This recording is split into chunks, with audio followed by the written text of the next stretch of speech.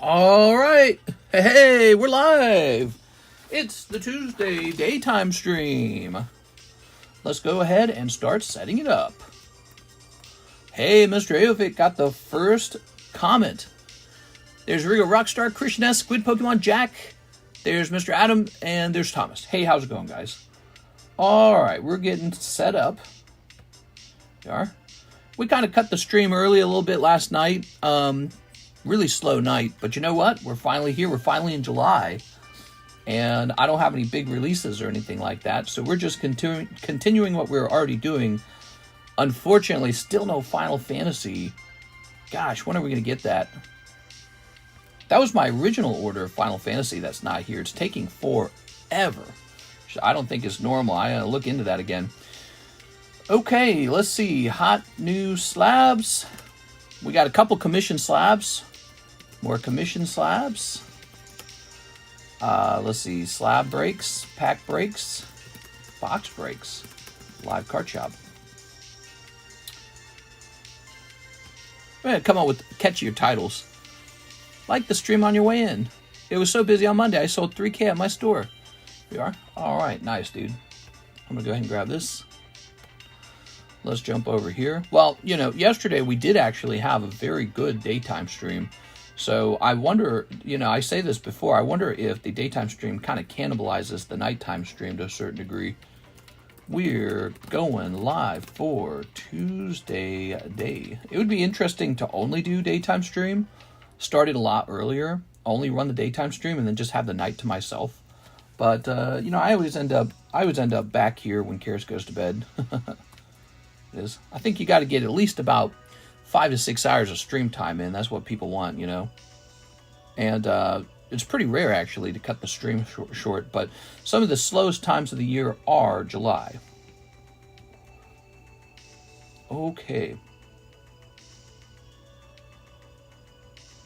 How's that Victini tournament card doing? Is it cheaper yet?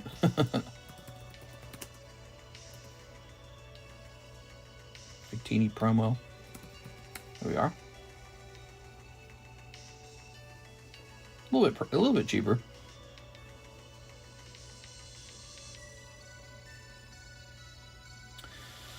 Victini. This card shot up really high in price. Let me ask this guy about the Victini real fast.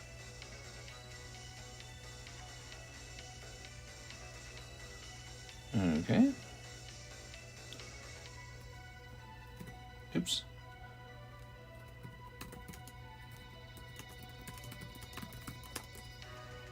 All right. So I might order one of those. Let's take a quick look at the price of Final Fantasy. You guys like that arrangement of slabs in front of you? It's pretty cool, right? Okay. Looks like Final Fantasy is kind of going sideways finally. That's good. That's good. Should I order another Final Fantasy, you think?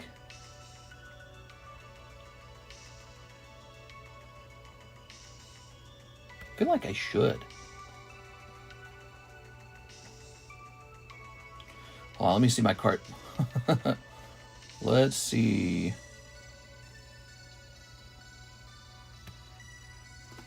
Trump, first president to drop the F-bomb. Oh, yeah, I saw that. You know, if you flip through your feed, you get that stuff, don't you? You know, you can't avoid it. Let's pull that from over here. Look at that nice Giovanni's Nidoking, huh? You know, sad is I already owned one, and then I sold it, and then I bought a new one. On the plus side, though, he's got that new certification number. That's a really high cert number. And I really do value those higher certs more than the old certs. It's clear by the time, you know, by the time PSA reaches the, whatever this number here, the 100, by the time they reach that point. Okay, good. We just ordered another box of Final Fantasy. So we got a lot of Final Fantasy coming.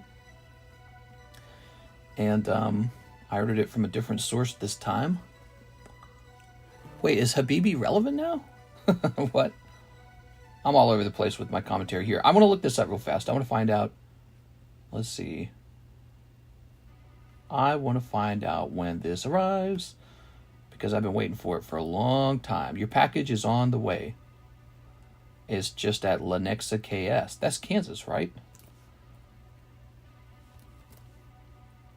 City in Kansas. Why is it taking so long? It's close. It looks like it would go from Lenexa straight to me at this point. God, dude, they get that crap over here already. God, we've been waiting forever for that. We got a shipment of 3 Final Fantasy boxes, and it's affecting us finally. We're not getting it fast enough, and I don't like that at all. Let's take a quick look at our other Final Fantasy boxes we've ordered. Can you ensure all this fire and theft? Maybe. All right, let's see. What are you referring to, Mr. 420? Thank you about the cancellation. Allowed me to pay for the AC issue. I'll be forever a customer and grateful. Oh, I'm glad to hear that, man. You can't go without AC in the summertime. It's pretty hot in the summertime. Drive you crazy. All right, so let's see. So we got some other ones on the way. This one has its tracking. Let's see when this arrives. Says it is in New York. Okay, so that one's not close. I'm just taking a look at all our Final Fantasies real fast. You guys can send in orders right now if you wish while you're waiting. But I'm just looking at that. Ib got a Charizard UPC in the mail today. I'm up to 3. Charizard UPC Ultra Premium Collection. Oh yeah, those are fun. Nothing wrong with those. This one doesn't have a tracking at all, it looks like. Let's see. Yeah, awaiting shipment. So we got 2 awaiting shipment. We've got 1 tracking available, and we got 1 that's in Lenexa, Kansas. I got a lot of money wrapped up in these. A lot. Tons of money, like maybe $8,000 to $9,000 wrapped up just in Final Fantasy packs. But I feel like it's going to be a long-term smart decision because it'll be a set I'm sure people will feel like opening for a long time. And the price generally for collector booster boxes, the price generally does not really fall that much. That's what I've noticed. Price seems to just go one way. It's not like it never corrects, but it does steadily move up because it's like a thing that people just hoard. So the demand is strong. And so this seems to be a strong collaboration. It's crazy to think my first orders were at $700 per box. And now boxes are like at $1,200. It's really, really high. All right, guys. Well, I'm scooching in. We did a little research there. Giovanni Snyder King. Wow. Wish you had a swirl, but not a lot of room for a swirl, huh? Wow, yeah, super clean. I gotta admit, while I'm not a fan of how tough PSA grading is at this point, you can pretty reliably count on their new 10s in the 100 range. Their new 10s are pretty much pristine 10s. So I gotta admit, that's actually pretty nice. Because you got kind of used to the idea that if you were buying a PSA 10, it probably had like maybe a faint print line in it, or maybe it had a white dot on the back. Now they're just like, none of that. But unfortunately, it also means a lot of cards from the past are graded wrong. And it means some other things, too. It means that, you know, you can have a really great vintage card and it will never see a 10. I'm okay with 10s, you know, weak 10s, because it allows for cards printed in a different time period to have a shot at being considered relatively gem mint. Does that make sense? Relatively gem mint, right? Like, we don't want the only thing to get 10s to be modern Japanese Pokemon cards that were just printed off the printing press. I want to see vintage 10s come out, you know? I want people to have a chance to have vintage 10s. So I feel like relative to that time period, it's okay to sort of set a standard based on how they were printed rather than this maybe more absolutist take where it's like, oh, this one's real clean too, though. I'm glad for that. I paid a lot of money for this. Can't have any problems on this. $19,000. How about this one? You got any problems on this one? Yeah. Check out this corner down here. I'd call that a half dot. That's a half dot. Let's try this one. This one was in the 5s. Now check out this edge up here. Okay, you ready? Think of all these cards. In the past, these were 10s. If they were graded today, they'd be 9s. And so I talk to myself about what style is better, the old style or the new style. Well, I think it's the old style because it's like, again, he's an old card. He was printed differently. He was cut differently. And I'm okay with accepting that a gem mint's a subjective term instead of like an absolute term of, oh, it needs to be flawless. It's relative to that time period and the age of the cards. Something's got to get a 10, you know what I mean? This one's really clean. Oh, that's good. My Gengar's really clean. Here's that Dark Dragonite. How clean is he? He's pretty clean.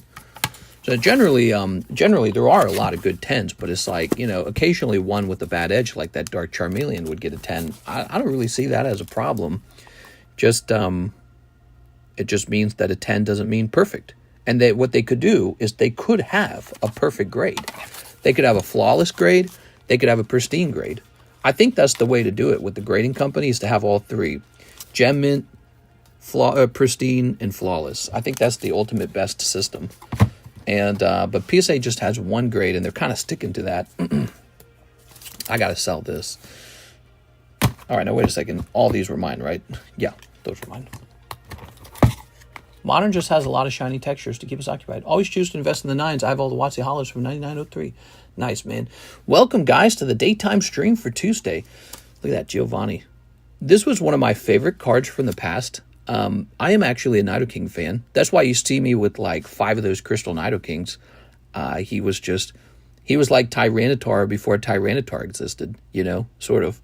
And then I like Tyranitar right afterwards. They're not like dragon Pokemon. They're like these big, how would you describe them even? I don't even know what you would call them. They're just monsters. And I remember my dad pulling this out of a box of Gym Challenge. He came back home from one of his work trips. He has these big work trips for the job he was doing back then. He came back home with a whole box of Gym Challenge and a whole box of Gym Heroes, which at the time would have been about $200. Whoa, so expensive.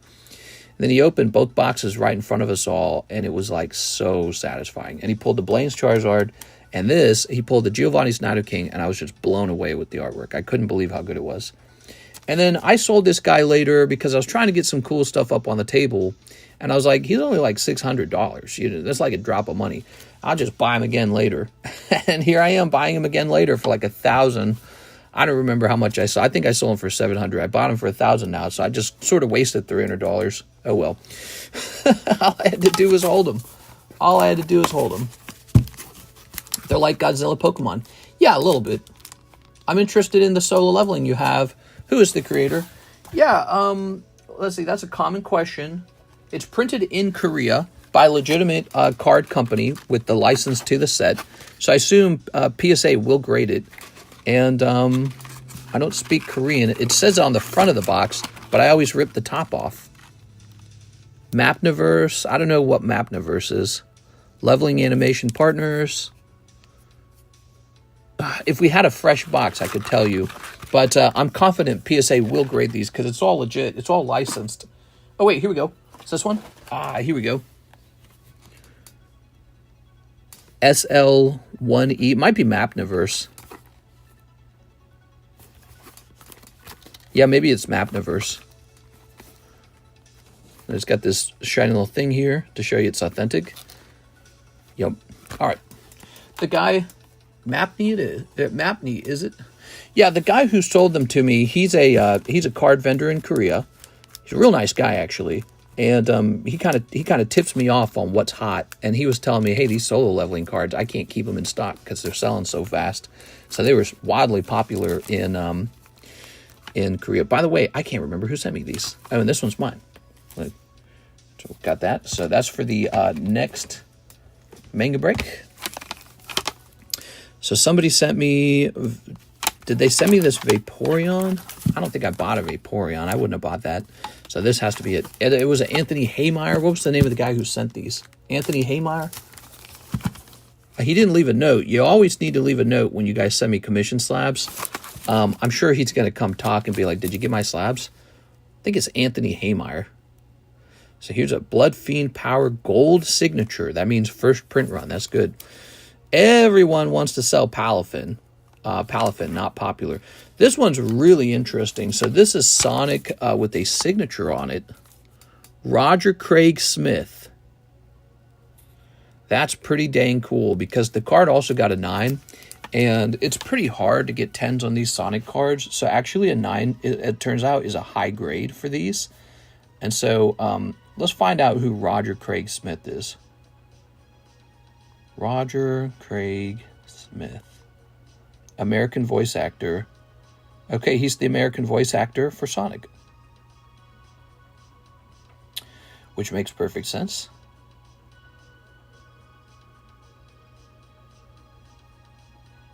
He was in regular show. Who did he play? Characters. Okay, let's see.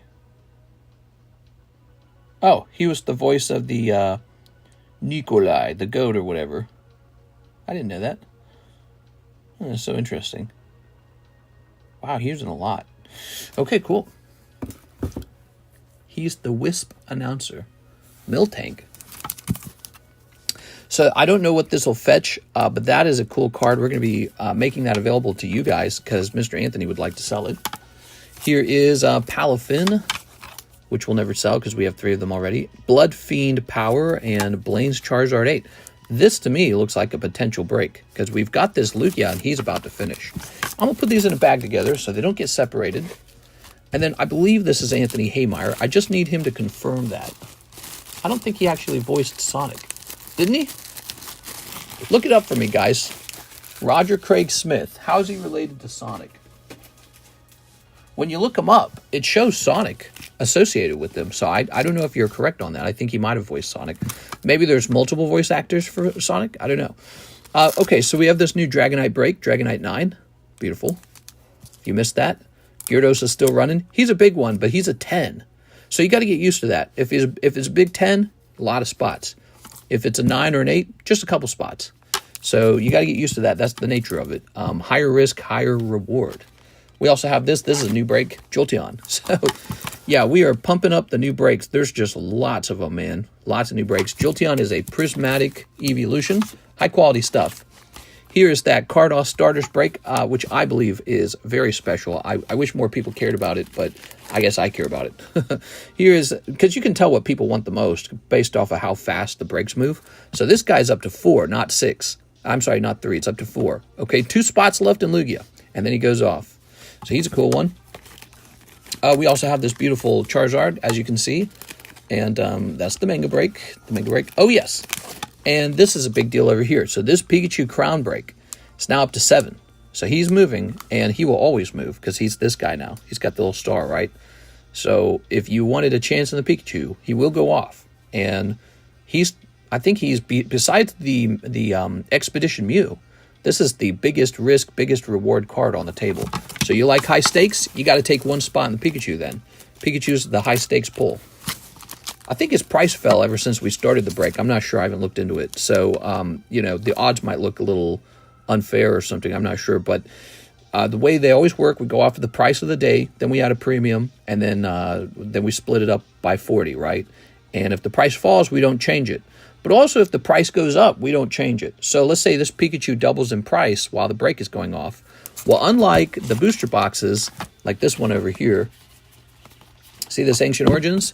The price can totally change on this Ancient Origins box break. You can see it went from 128 to 140. So if it goes up, we follow the market on that. That's not true with the breaks. Once the price is in, it's locked in, and that's just what it goes for. So whether it goes up or down, we don't care. All right, it was just the price of that day. Look at those options. 1, 2, 3, 4, 5, 6, 7. All right, I don't think we'll be adding any more breaks to the channel for the minute. Any more Pokemon card breaks. We could always consider other kinds of breaks, but no more breaks for a minute because we got so many of these going on. Eric Rodriguez, first order. He says spot in the Lugia. So there it is, guys. Spot in the Lugia for Mr. Eric. He voiced a lot of things. He is the father. Dude, he also voiced Deidara from Naruto. That's sick. He voiced the Wisp announcer, a character in Sonic. I lied. He voiced a lot of things. Yeah. So they do show Sonic. When you search his name, if you check Google Images, Sonic is shown there. It makes sense if he voiced Sonic that he might have voiced more than one character in the Sonic game. A lot of voice actors do that. Like Gears of War, the guys who are voicing like Cole and Marcus Phoenix and all them, they were also the voice actors for the bad guys, if you didn't know that. They voice acted all the locusts. We are? Okay, so this ticks up by 1. Lugia could end quite quickly if you guys wanted it to. He's a good one. He's also no star card. So he could have been 1 in 7, but he's 1 in 6, no star card. Chris Redfield from Resident Evil. Yeah, that's cool. That's a great signature then if, you know, when a character actor has a lot of you know, notable characters under his belt, I think that definitely makes him more prestigious than somebody who did just one character. Well, I mean, it depends, you know, like if there's a guy who did Mario and only Mario, it's still really valuable for Mario cards. So that's kind of an interesting thought. But, you know, we love to see that. We love to see guys like the SpongeBob voice actor. He's got all these characters under his belt. It's really impressive.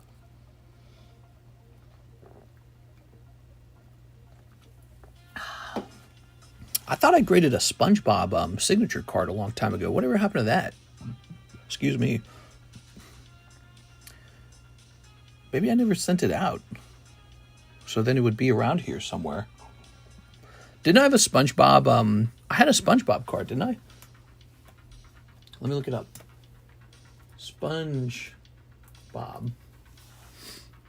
Did I buy that?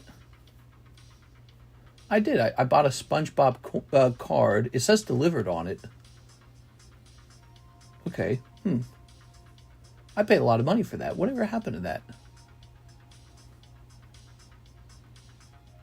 He might be waiting somewhere. He might be sitting in a box waiting to grade.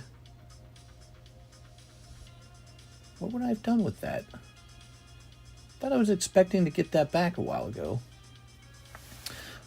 I'll have to think about that. All right. Yeah, he must be missing. He must be in a pile somewhere. Maybe when we move, I'll find him. Okay, we have Jose Arredondo, Spot on the Dragonite. Oh, yeah. So here goes. Spot on the Dragonite. That one will be really popular. It's only 6 spots. It's a PSA 9.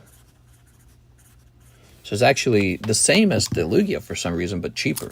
So this Dragonite's cheaper than Lugia. I don't know why. Just is. I don't want to think about it too hard. Spot number 1 is taken. Did you guys see this nice Togepi? He's great. I'm buying this Togepi. So that's for Mr. LaFlame. He offered 81 for it, and I'm taking it. I like it. It's cute. It's 9. I just changed my mind on how I feel about sub-10s, so it's a nice card, and no one else got it, and I'm going to take it. And I bet you he sells eventually, so I don't mind having him in my inventory. Actually, he would go good in the live customs right now. Okay, here's a Mr. LaFlame, and let's get this out. Probably not Tone. Mr. Been on a Sonic tangent. Tone says, I realized I had the stream muted. Did my question ever get answered? What can I help you with, Mr. Tone?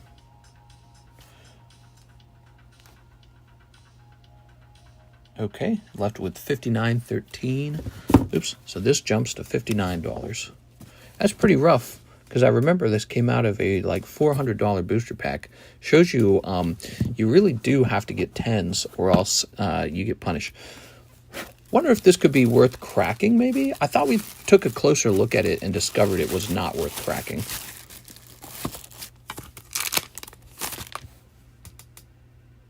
Like vertical... Oh, yeah. It's got a horizontal print line. That's what's going on. So this is truly a 9. Beautiful card, though, but definitely a 9.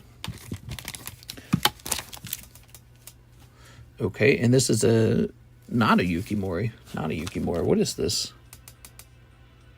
Nakoka, what? Is that an A? Oh, yeah, it runs all the way across. See that? What a lovely card, though. A good 9. And I could see this going into the live customs easily.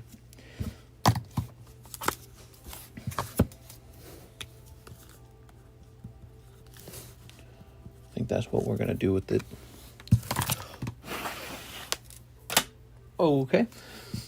Togepi is underrated. Nice move. Togepi wants uppies. How do I track my PSA grading process? I know you say it would take a few months, but wanted to know if there was a way I could keep updated on the process. There is actually. Yeah, I'm glad you asked. So you're pretty new, and basically we have this this app called Discord, and we have a Discord group where you can track your stuff. So it would be right over here. So here I am in Discord. You can see that's our little server. And right here we have PSA, tag, CGC, BGS, TCC submission, returns. So you can check those channels out and see what's going on with them. See, so we use our Discord server almost like a website, basically, as sort of like a helper for this channel. And we also host giveaways in that Discord server. A lot of people don't know how to use Discord. There's people still learning. It's basically like, you know, it's like Facebook, it's like Instagram. It's a social media app, and it's a really nice one because people are in there live talking to each other. So you don't make like, you know, like with Instagram, you make a post and then people scroll their posts. It's not like that. In a server, it's more focused on that individual group.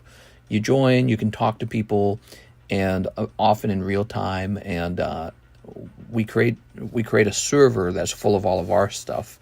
And that server has cards for sale in it. It's got giveaways in it. And it's got all of the information on Slabaways, if you ever want to use Slabaway. And of course, it's got what you just saw. It's got the information on our grading process.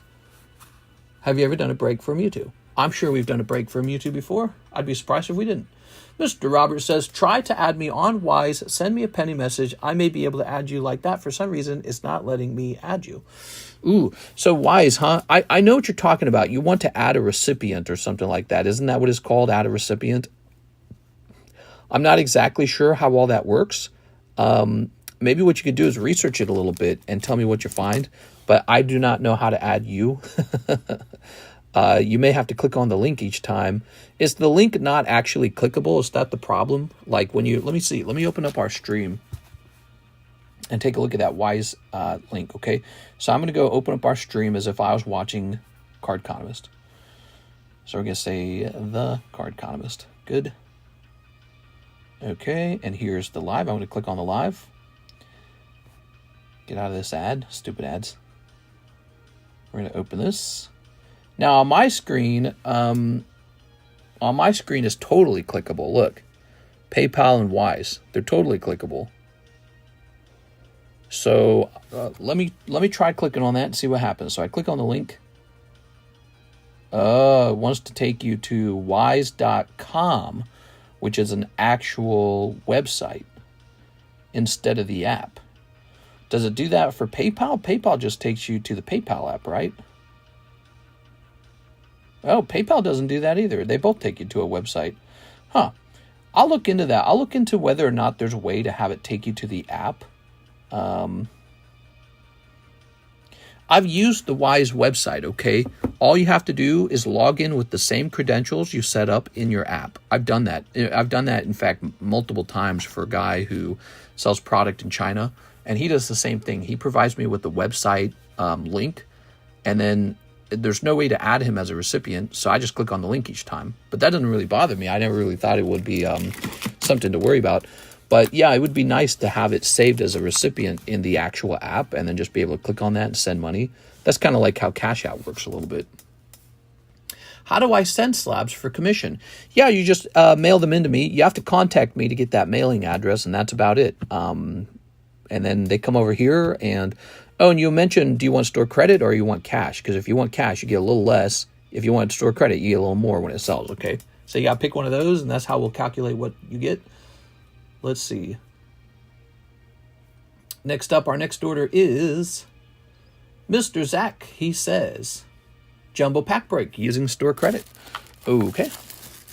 Yes, Mr. Zach. There it is. Very nice.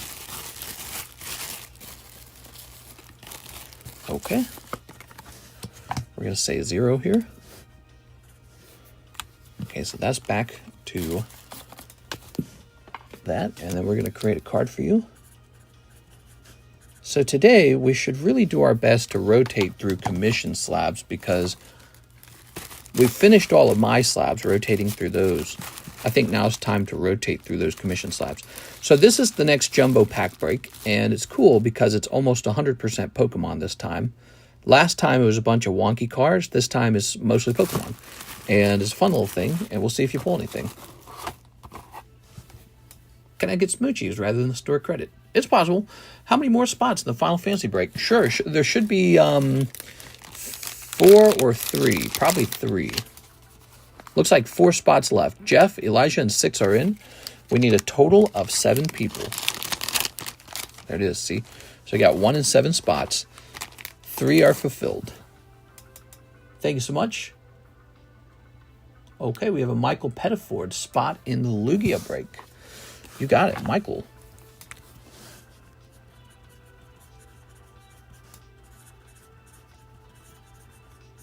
Okay. You know, when you think about it, 40 by 6, that's only 240, you know? That could have just gone in the live custom. So it's something I'll have to think about. Although there is one big difference. The live customs, they don't have anything like a star spot. So there's that major difference between them. That means the Lugia is up to 5, everybody. Okay. I sent in for the last 2 spots. Oh, let me check the timing on that. So you sent the other one at 5. Okay, so hold on. Let me check the timing on this. Looks like you're good. So yeah, you're going to get that. Okay, we're jumping over here. So last spot in the Lugia, he got both spots. I'm a little scared for you, Michael. That means you have a 1/3 shot. That's less than a coin toss, okay? So this could hurt a lot if you miss. Okay. Count the cards. There you go. We got 1, 2, 3, 4, 5, 6. That's it. That's the end of the Lugia break. Good luck to everybody in there. Are the Lily poker cards in PSA 10 good buys at $50? I mean, if you're really getting them for $50 as a PSA 10, I would question if it was a scam. So no, I'd stay away from it if it was that cheap. Because the poker deck it comes out of is a very expensive poker deck. 1, 2, 3, 4, 5, 6. Who's selling them to you at $50 a piece? A guy you don't know or a guy you do know? Like, can you physically hold them? Or is it just somebody on the internet? 1, 2, 3, 4, 5, 6. I won them on auction in Japan. Oh, that's very good then. Good for you, Ben. All right. Yeah, assuming they're not fake, that's very good. They come out of a specialty poker deck, and they're probably pretty easy to grade 10. The only real problem is the deck costs maybe around $800, and there's only a few cards that can be graded out of that deck. So most of the value is in the Lily artwork. Wait, which Lily was it? Was it the Lily Cosmog, or was it like Lily Lunala, Lily Solgaleo? Because there's a couple lilies in the set. Give me a number.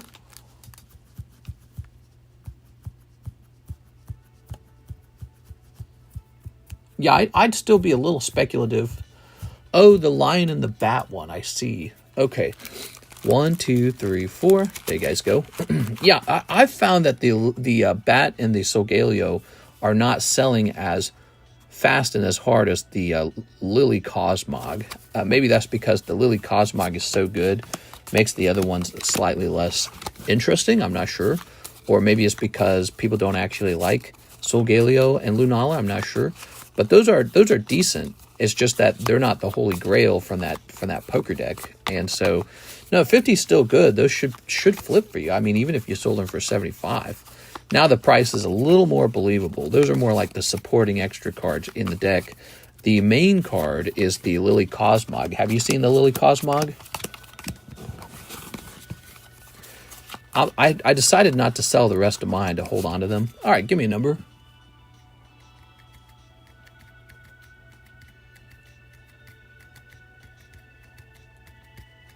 Buy insurance, Mike. You're so funny. Mike's side says 1. You got it. Okay. Good. Ready. Here's Beatrice Moniz. Hold. Brandon Boutillier. Hold. Eric Rodriguez. Yep, that's going to be it. Eric Rodriguez. Okay. Here's Michael. Sorry, Michael. That's pretty rough. And Jose Arredondo. Wait. And Michael. Why are there 2 extra packs left over? Oh, I'm sorry. This might not be a legitimate run. What the hell is going on? Why do I have 8 of these? Did I really miscount by 8? Hold on. Not a legitimate run if it's miscounted. Everyone knows that. Those are the rules. Eric, don't get excited. What the hell? Was I like distracted? 1, 2, 3, 4, 5, 6, 7, 8. Maybe my brain thought there were 8 spots in the break. Weird. What a twist. Yeah, that was not a legitimate run. Everyone knows the rules. It's not a legitimate run if it has too many packs or too few of packs. We're running it a second time. You know, I must have been fully distracted because I also didn't count it while we were shuffling them, that means. And none of you guys noticed either. God, wow, that's crazy. How did I make such a big mistake? That was off by 2. Did you just grab 2 extra packs? I don't know. So it's being ran a second time. Eric, don't get too excited because it doesn't count if it's not adding up correctly. I stop me if I don't count them while shuffling. Tell me to count them, okay? I can't believe I made that mistake. I must have been really thinking about something else. What were we talking about? We were talking about that interesting poker card, weren't we? You know I'm addicted to the Pokemon poker cards. Okay, 1, 2, 3, 4, 5, 6. That just showed you how much I enjoy those poker cards. The poker cards, my bad. It is a rare occurrence. It happens on occasion, but everyone knows the rules with the breaks. If there's too many or too few packs, we have to redo it, okay? So it's not yours until they all line up. They have to line up for it to be a legitimate run. All right, here it goes again. Let's count that. 1, 2, 3, 4, 5, 6. Where'd those other 2 packs even come from? You're talking about a spider fly landing on your neck. Oh, yeah, we were doing that last night. Oh, that nasty fly. Wonder if he's still in here, if he ran out of energy or what. New numbers. Yep, new numbers. My bad, guys. All right. Doesn't count. That is a false run. It's got to be a legitimate run for you to really win it. All right, give me a new number. I watched you and you counted 6 packs on the table, then there were 8. Yeah, that's so weird. I feel the same way. 1, 2, 3. It's so weird. We pulled 6 out and then I looked at it and I'm like, what the hell? Where'd these other packs come from? Maybe they were sticking or something. That's why it's important that I count while we're shuffling. It's very important that I count while we're shuffling. Okay, and now here are the names. So Michael, you are very lucky today because that first run was not a legitimate run. Got to be a legitimate run. Got to be the correct number of packs.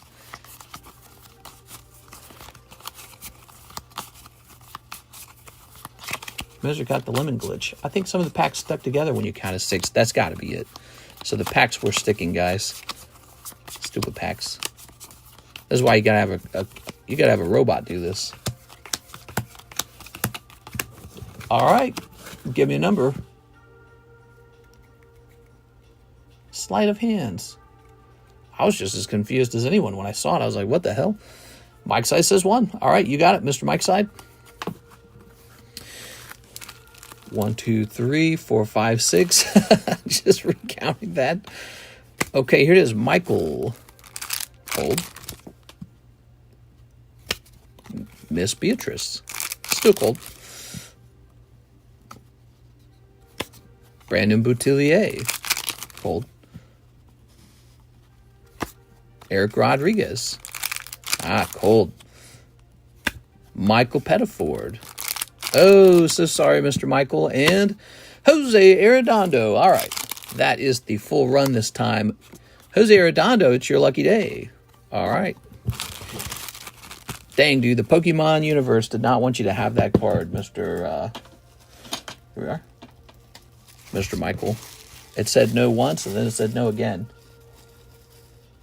Let's grab this. Not that you would have gotten it the first run. You wouldn't have gotten it because it would have been redone. Actually, in a way, I guess I'm kind of glad it didn't give it to you the first time and then had you miss the second time. Then you'd have been really annoyed. You are? All right, so that's the end of it. Jose Arredondo, congratulations on your new Lugia.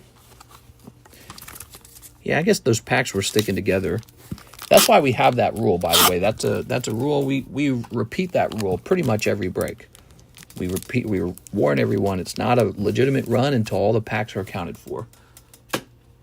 Because it's that easy for a thing like that to happen. It's very easy for that to happen. It's very easy to be off by 1. We were off by 2 that time. Annihilate came in and put 2 extra packs. Something, dude. All right, we got this girl, and this girl, and this guy with the mask, and this girl with the boobs, and this girl with the gun, and this chibi girl. Hey, it's Luke Glory. What's up, Luke? How's it going, man? Bazoops. All right. Oh, I just got a text message. Let's see what do people want to talk to me about? Oh. Hey, I got another thing for the future. I don't know when, but sometime in the future. We'll probably, maybe a couple months from now or something. Look at this. That's a 7 box topper for the Tyranitar. I'll probably give this one a little more time, though. This got a 7, huh? I wonder if I cracked this and sent this to a different company, if I had a shot at like an 8 or something. I wonder how all that works. But, yeah, that's a cool one, huh? Box topper? Maybe I just keep it.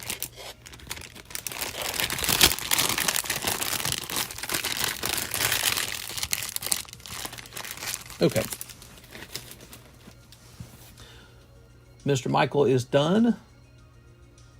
We have an order from Alex Silva. I'd like to ship out. I believe you mentioned my bag being in a yellow extras box since you ran out of room for the box containing my initials. Yes. Mr. Alex Silva, shipping out at last. So we got a John Lucas here. Alex Silva.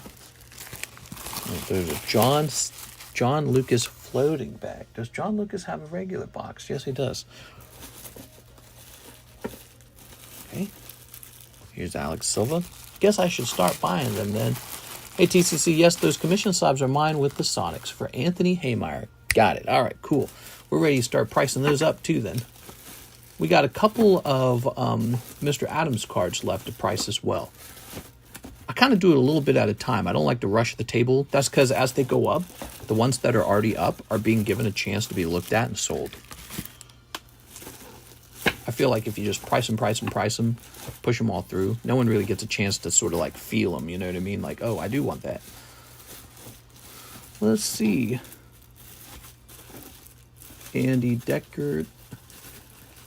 Aaron.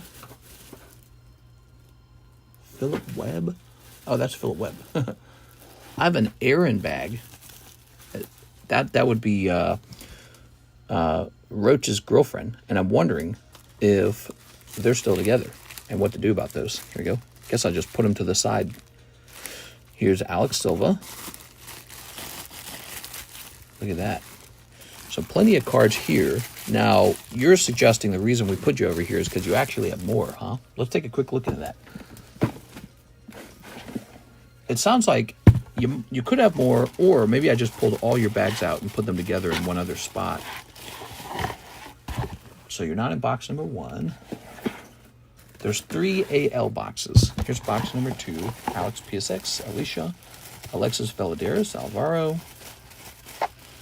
We'll make sure we get all your stuff in one go. That'd be nice.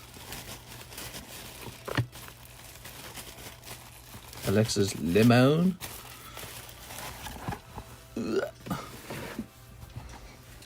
Okay.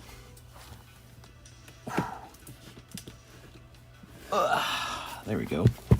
That's hard to reach. Alistair. Alan Abale. So this is all your stuff, I believe. You didn't have any individual boxes for yourself, right? Just looking a little bit. I know it's been a while since we've shipped you, so I like to look these things over a bit. Okay, cool. Good. This gives Miss Alexis some work tomorrow. Kind of light on shipping for Alexis recently, which I'm not complaining about. It's not a bad thing.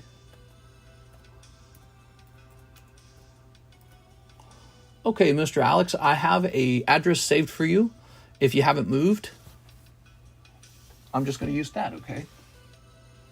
And then, what will we need for a shipping box? Probably something like this.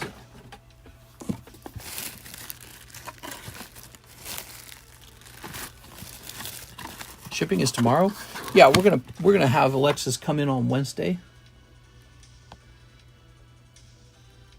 How did he paid with PayPal? You know, I better just log in and check. He says, perfect, thanks, mister. Oh, okay, good. So I'm going to take that as confirmation that you have not moved to a new home. And now we're going to print. I've yet to get a tattoo. You're probably better off without a tattoo. Tattoos are cool, and I even find them sexy on girls. I'm not one of those guys that's like, oh, no, girls shouldn't have tattoos. I'm not one of those guys. They exist. There's guys who get really angry if a girl has a tattoo. But regardless of how you feel about them, they did research, and they found having tattoos, even a small one, significantly increases your odds of getting cancer for a certain type of cancer called, was it non-Hodgkin's lymphoma? I think that was what it was called. That was a research that came out, a study that came out of, where did they research it? Was it Sweden or something like that? I don't remember. But they found that the dyes, effectively the dyes go under your skin, and your body fights the dye and then just loses the fight all the time, and it causes inflammation like forever. It just sits there inflamed, and you don't really feel it or see it, but it is. It's trying to fight that ink. And so that apparently causes like a 200% increased risk for cancer. Can you believe that? Here we are. Okay. Let's see. So some people really like tattoos and probably just get one anyways. But for people who are on the fence about it, probably just go ahead and save your money. Christopher Houghton, 10 Crimson Haze. All right, 10 Crimson Haze, you got it. Yeah, these are real cheap. Mister, did you see Trump saying the F-bomb? Yeah, it was really funny. It was like a genuine outburst of frustration. I mean, it must be a frustrating job, right? Imagine if you're president, you just want everything to go well. And I guess your job is kind of like for everything to not to go well constantly, right? Like every other country wants to push against you. And yeah, it sounded to him like he believed it was actually Israel who broke the ceasefire.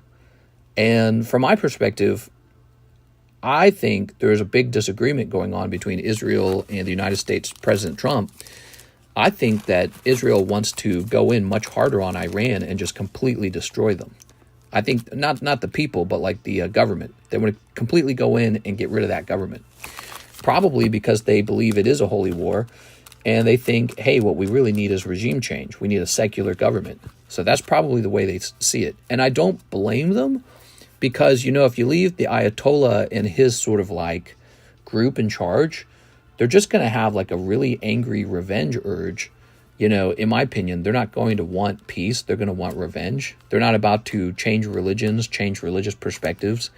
They're probably going to hold on to the ideas that originally made them, you know, chant stuff like death to America, death to Israel, which is some pretty strong stuff. No one else in the world does that.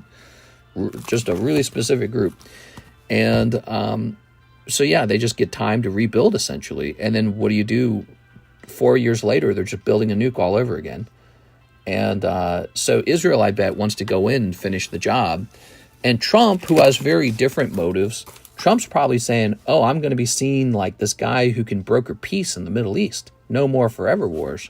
And I think Trump's got a thing where he loves to be loved by the bad guy. So I think he likes to have the photo op with like Kim Jong-un and stuff like that, President Putin, that kind of stuff. So I think he likes to be liked by the bad guys because he's so good at deal making or whatever. And so, but it's not, he needs to be, this is the way I see it.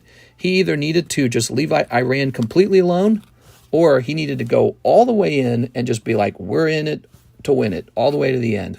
And, you know, we're completely committed to getting rid of this regime and regime change. But he's right in the middle. He didn't want to do it. He definitely felt like he didn't want to get sucked into the war the whole time, didn't he? Like he was doing everything he can to resist it. But I say, once you drop those bombs, you got to be all the way in, you know, because you don't want to look back after you start it, you know. So anyways, yeah, he sounded really frustrated. God, that's part of being president, probably. Peace or else. Yeah, it's peace or complete war. Like, just finish the job completely. Get a totally different leader in Iran without hurting hurt as few civilians as you can, you know, if you want, but you got to have a completely different leader. The Ayatollah is probably in Russia at this point. All right, let me go get some Crimson Haze.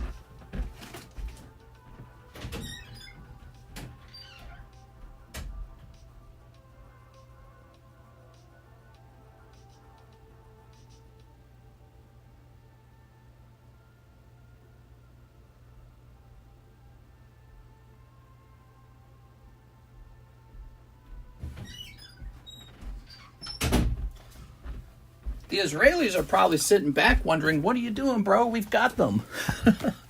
We've got them. We have the advantage. Why would we stop fighting while we have the advantage? There we go. Those are my thoughts on it. I know how Trump feels. I was president of my neighborhood watch. Yeah, pretty much the same thing. All right. Jesus, dude. There we go. Very good. Ooh, a lot of things are terrible right now, but alas, what can we do besides sit and vote for a douche or a turd sandwich every 4 years? Yeah. 2, 3, 4, 5, 6, 7, 8, 9, 10. There it goes.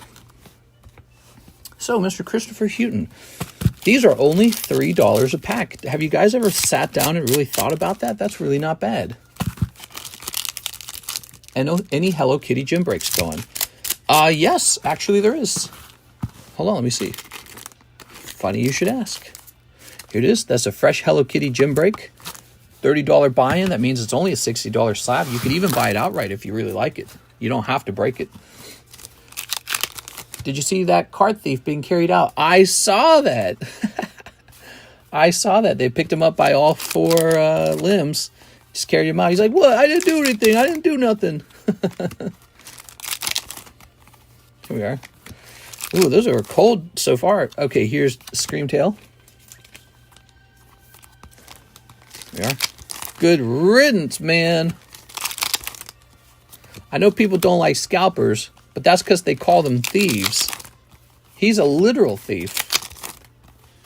Oh, no, this is a cold round, isn't it? Oh, man, that was a really cold round, Christopher Houghton.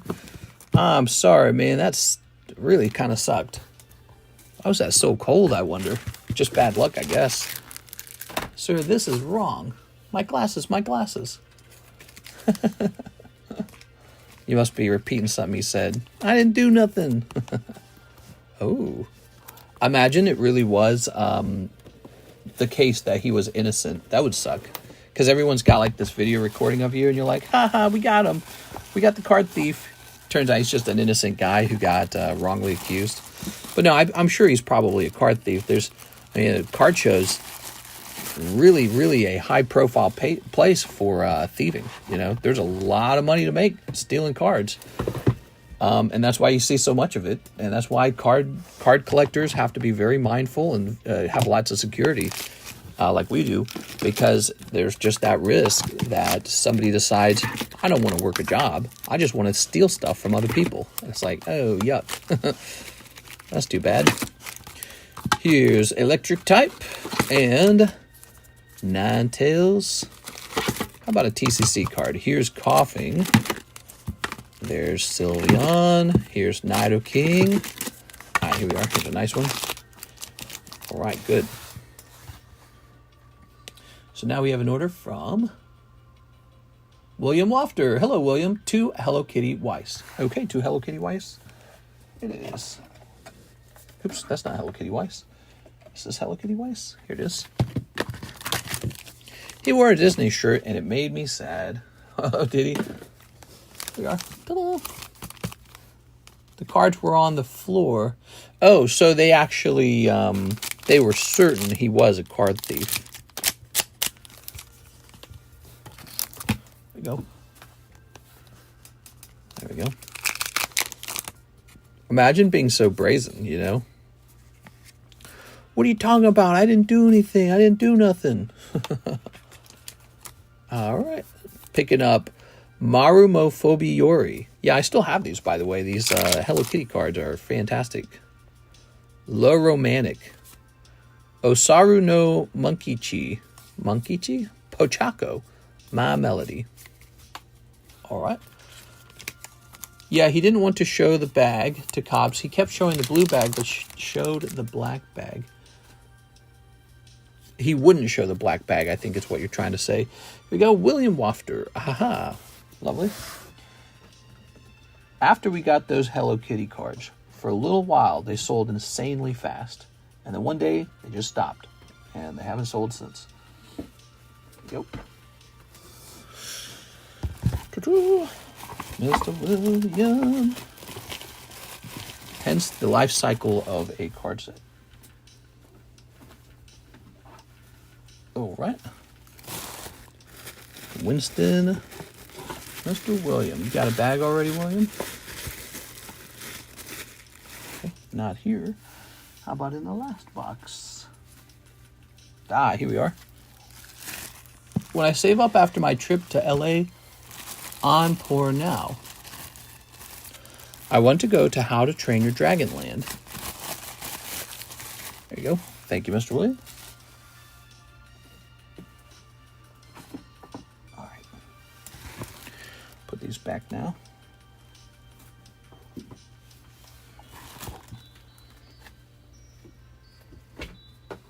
There we go. Cool.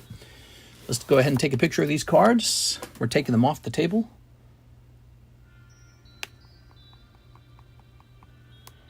Okay. Boy, that Lucario is really nice.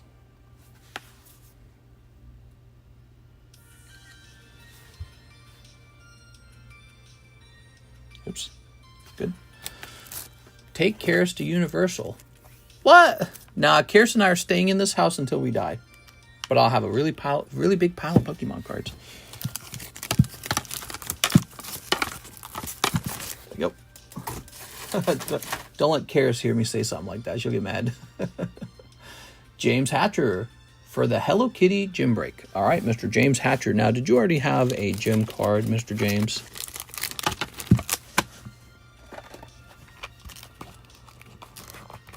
If I visit, can we hang out? I don't really know what you mean by hang out because I really don't do much. I mean, if you look at my schedule, I just pretty much just have dinner. You could have dinner with me. Here it is. I really don't play. Well, actually, lately, I played a little bit of that Elden Ring Night Watch. I gave it a second chance.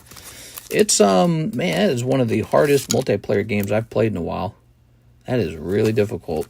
Last night, I played around with a couple guys, and they were real good, and we got really far. We beat, I think I was like level 13 by the time we got to the boss. I had legendary weapons. I was all pimped out. I knew how I wanted to play my character, and we lasted a while against the boss, and these other guys were real good. I mean, they just zoomed through the whole overworld map, got all this great equipment. We were just smashing everything. I mean, we were unstoppable. We get to the boss, and he just slowly picks us apart. Nothing you can do about it. We had a great fight against the boss, too. I mean, we were really coordinated, really smart, still lost. And it's like, what's up with these bosses having, like, these impossible movesets? I mean, they've got these attacks that are so sweeping, so gigantic. They're virtually unavoidable. And so much damage, too. And, yeah, I don't know. They're really difficult. Mr. Playing Around with Guys. Got a good chuckle. Swiped left. LMAO. Dinner with Mr. Rejected. Sadness. That's a no. Well, what I'm trying to say is when it comes to hanging out, I don't know what we would do. I've got 2 boats, but I'm not going to use them because we are going to get those 2 boats sold. So as of right now, no touching the boats. Oh, and the older boats all cleaned up now. Cares hired a guy. Actually, it was an old couple. And they cleaned it up relatively cheaply. It's looking really good now. So we are closer to selling both the boats now. We're going to get those boats sold, and we're going to sell our little red car. It's just our lifestyle. That's all. Our lifestyle is like we do nothing but work. So that's it. We work, we have dinner, we work, we have dinner, and we go for walks. We are. So, let's see. Just grilled some burgers and made some baked beans. Here's Mr. Robert. I sent you a video on Discord on how to send me your actual Weiss username, my friend. All right, I'll be sure to take a look at that. Here's Nathan Gordon, 10 breaker electrics. So we'll have to look at that video a little bit later. 10 electric breakers. Maybe I can give you a good tug before bedtime. Wow, that could really help me fall asleep, I think. Healthy and active. We are. 1, 2, 3, 4, 5, 6, 7, 8, 9, 10. Why didn't you say so? Yeah. That's gross, man. What are you talking about? Mr. needs to experience life and travel to the pyramids. Oh, the pyramids, huh? Maybe I want to collect Yu-Gi-Oh cards. All right. Snip this. I remember years ago when we started this channel and it kind of took off and I started streaming all day long. And I really just started working really hard about it because it was really a fascinating and fun thing. I remember I started working the weekends too.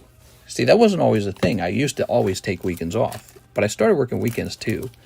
And then my brain had this horrible dull feeling about it when I started working 7 days a week, where I never really felt maybe the joy of taking 2 days off in a row, you know, where you have full 2 days off. And I'd never felt anything like that before. I'd never felt anything so... The word is dull, like a dull blade. Like your brain actually gets really tired of never taking a break. And then we just ran with that. I just kept doing it. And that's that whole all work and no play makes Jack a dull boy. That is so literally accurate. If you ever do that, if you ever work 7 days a week at anything... and just stick to it for a very, very prolonged time, your body will like transform to it. It's a weird thing, but your body like stops expecting the relaxation you might have been used to having on the weekends. Ooh, this is a rough round too, man. Oh, there we go. Ooh. But yeah, I mean, even if we only stream for like 3.5, 4 hours on the weekend, what you don't see is I also kind of work on those submissions too. So I get about 3 hours, 3 to 4 hours a day on Saturday and Sunday of the streaming. But we work on other things on those days too. And in the end, it's like you never truly took a break. You never really took a break. You just sort of had a longer 15-minute break, sort of. You know, you didn't take a true day off. There it is. I have experienced 2 days off in a row. That happened, was it last year, January, when we got really sick? I had to take 2 days in a row off. And I remember turning to Karis and saying, like, wow, this is nice. But I was, like, dying. So sick I was dying, because otherwise I would have streamed. That's called depression. Yeah, it's like depression, the dullness. But it's not really depression. It's more like, imagine you had, like, a sore muscle. You just kept using it instead of letting the muscle rest. You just kept using it, and then it got a little more sore, and then you just kept using it, and then one day it's just at this base level of always sore, but it's not that bad. Like you just kind of used to it. Here's Umbreon. It's kind of like that. Here's Noctowl. Oh,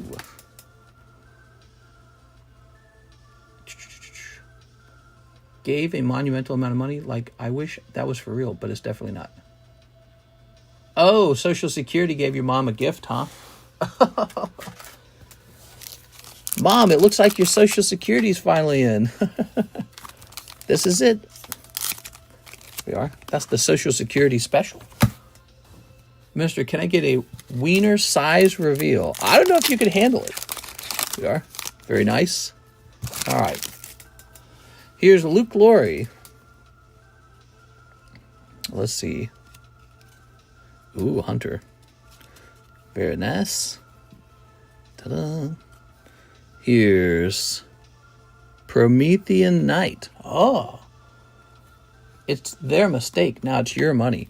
Yeah, you never know, though. They might have some pretty strict rules about that. I'm sure they've probably already Googled what happens if you receive Social Security money you're not supposed to. How much did they actually give her? Like 10 times the amount? Or was it like even more insane than that? Like, if they just gave her double the amount, I don't even know if I'd bother. But if it was, like, times 10, I'd be like, ooh. They might notice this money missing. Look at that. Beautiful. Wow. These Halo cards are amazing. That's for Luke Glory. Thank you, Luke. What are these cards over here? Oh. Oh, I remember. I said I wasn't going to sell that one. Yeah, a huge amount. More than that, even, Brandon. Dang, dude. Well, that's exciting. It must be fun seeing all that free money sitting in an account. I mean, if somebody gave me, like, a huge amount of free money, I'd definitely chuckle at it for a while. Yeah, I think I'd be nervous too, though, right? You guys are probably looking at it going, there's no way they don't notice this. Then again, it is the federal government. You know, to them, it's like a grain of sand. That's the amount of money it is to them, probably. You know, free money. Well, you're the ones who sent it to us accidentally. That ought to be the rule, though. If they make a mistake like that. Then again, if that was the rule, that could encourage all kinds of fraud or something like that. Like if you have a family member and you work in the government, you accidentally send the money. Oh no, they have to keep it now. Yeah. They will give an invoice of overpayment. Oh, I see. So they'll actually notice on their own. So, click. We have Nathan Gordon. 12 more electric breakers. Heck yeah, dude. Heck yeah. 1, 2, 3, 4, 5, 6, 7, 8, 9, 10, 11, 12. If you had to choose, what Pokemon would you lay pipe on? Let's see. I would choose... God, I wish I had a funny answer for you. I really don't. What do you guys think? What Pokemon would you guys lay pipe on? You know? Let's snip this. All right. Ugh. There we go. Snipping this. Very good. Fun Eerie. Oh, I was going to say Jinx, man. She's got those beautiful Jinx lips. Yeah. Ugh. Thoughts on Trump talking today about Israel and Iran? Yeah, people have been asking a lot of political questions lately because of all the stuff ongoing. We just talked a little bit about that. I talked about how, you know, I think Trump and Israel are having a significant disagreement over what to do next. I think Israel sees Iran as sort of like disabled and in a weak position, and like they could go in and sort of rout out that government. And Trump, instead of doing that, thinks that he's going to become good friend. Ooh, look at this guy with the hat. Trump thinks Iran's going to be our friend or something, and that Iran's suddenly going to want peace in the Middle East. They're going to want peace with Israel. They're going to want peace with the United States. I really think that will not happen unless the current leaders in Iran were not in power, because what they will do instead, they will just wait for Trump to leave office, and they will rebuild up their missile defense, and they'll receive help from Russia and China to do this, and maybe Pakistan. And then they will just go right back to making nuclear bombs. That's probably what they'll do. It's not like all this stuff happened and they were like, shucks. You know what? What's all this all about, guys? Let's just be friends. Let's hug it out. So I think Israel said, hey, we took down their nuclear facility. Let's go after their government now. And Trump's saying, no. We're going to get a peace deal. We're going to get a peace deal. And to me, it's a little delusional. It's a little delusional. He has too much confidence in his ability to get that peace deal. It's not going to happen. They hate our guts. They've been chanting death to America for only, 30 years now. My entire life, they've said that. And we just shot bombs at them, and they're disabled for a little while. That won't last. They will get a restock on their missiles. They will get a restock on their air defense systems. They will, again, if we really back off for a while, they'll get help probably from China. Like right away, China will be like, here, let's get you some new equipment. You can buy it from us. We'll pay. You can pay with oil.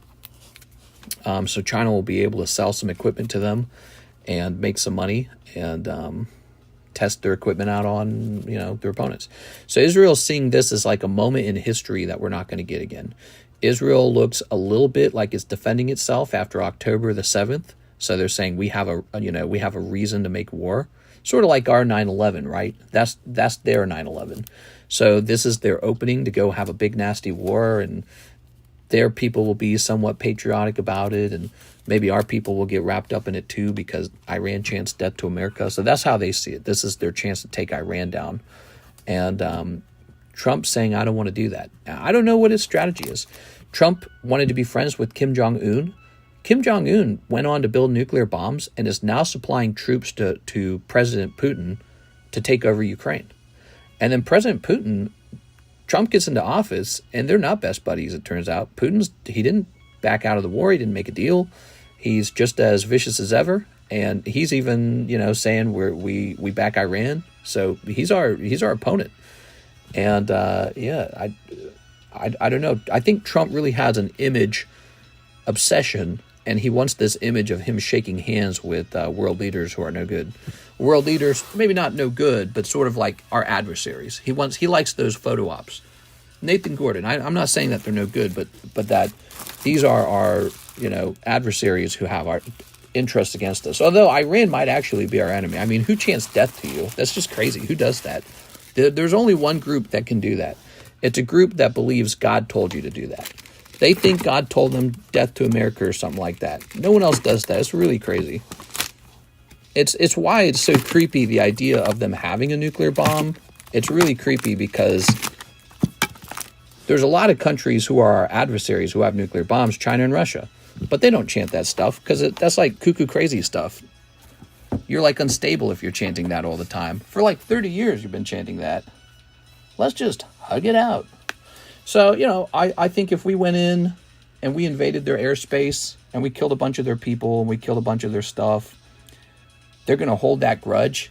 And so to be honest, if we go in, I do think we should finish it. And that doesn't have anything to do with Israel. I think that if you're going to go in and do that, you probably have to finish it. You have to go all the way in. You have to commit to changing the regime. If you go in and you just smack them around a bunch, they're going to be super pissed off, hate you even more. And then 4 years later, Trump's going to be gone. It's going to be a different U.S. president, different circumstances. And it's going to be very, very hard to try and get a different government to rule over Iran. Doesn't have to be us. I don't think we should rule over Iran. It should be an Iranian. It should be their own people. But it shouldn't be the Ayatollah who've been chanting that death to America for so long. All right, let's see what you guys are saying. Apparently, Kim Jong-un likes Katy Perry. Oh, wow, a man of terrible taste. Mister, you can do 45 on the Togepi. Oh, let's take care of that Togepi for you. I think people's perspective on Katy Perry changed a lot after that rocket came back. It is. I didn't know how much love you could have until I was in the rocket. What?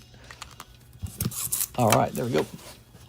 If I got the black and white pre-order ETBs, when do you think they'll be shipped? I don't know. Aliens are avoiding us. They look at us and say, ew, what a mess. DC heat index was 110. Oof. Go all the way in. Don't pull out. Yeah, pretty much. Sounds like round 2 for the Freedom Doritos. Let's see. Yeah, I think that if Iran wasn't so disabled, they'd probably be doing some horrible, horrible stuff right now. And they're very disabled, and that's not going to last. And they're not going to let's just forgive and forget. They're not going to do that. You're crazy if you think they're going to do that. They really are not going to do that. So, I don't understand Donald Trump sometimes. Okay, here we go. Here's a Parasect 10 from the yellow deck, huh? That might be really hard to move. I don't think I've ever sold a Parasect directly. Did you catch that, Adam? This guy never sells.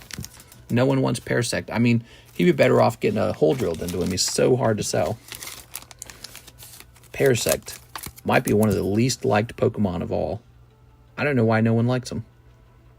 I think the only time this guy sells is virtually any time someone needs to finish their collection and they go, I got to get Parasect. I gave up on him a long time ago. Okay, Parasect Poker. There is a Parasect Poker Blue deck for $100. Is there a last sold on this? Look at that. There is no last sold. No exact matches found.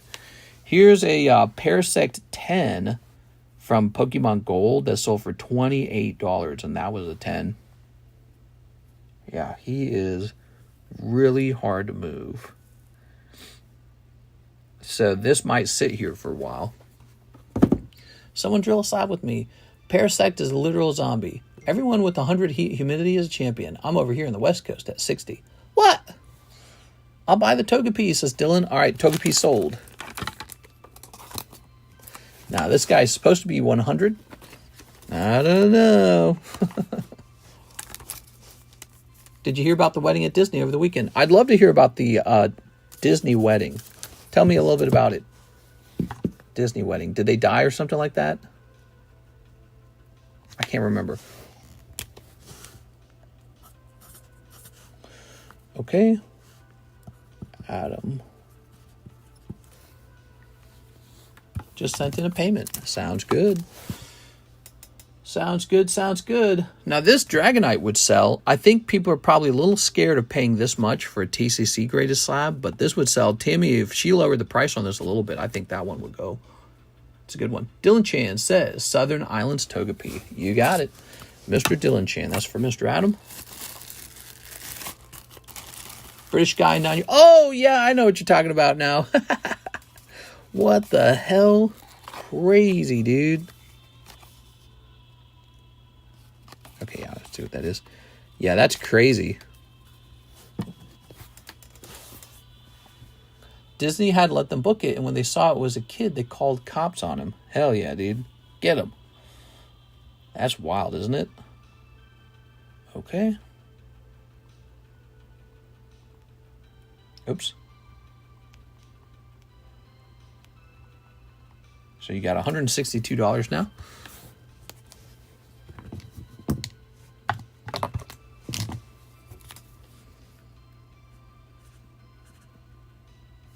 There we go. Humanity is effed. Let the short callers get its butt. What in the actual F? Yep, that's pretty creepy. Pretty dang creepy. Okay.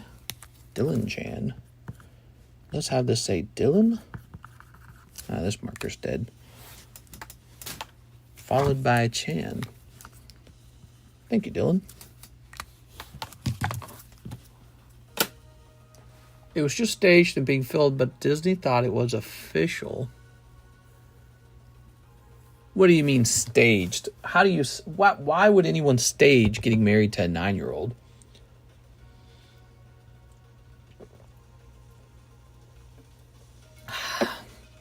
Sounds like a story to me. Sounds like a nice story, bro. Oh, right. We'd already priced this one. I'll leave this one up here. Let's see. Here's Hypno 9, huh? He tried to say it was a rage bait video. 100 guests, $1,500 reservation. Rage bait. I don't know. That sounds like the backup plan to me in case he gets caught. There you are. There you go. You ever watch those Chris Hansen videos? Some of the bad guys, they've got like a backup explanation. You know, like they thought it out already. No, actually, I was coming over to protect her in case anyone creepy showed up. Hypno poker. Oops.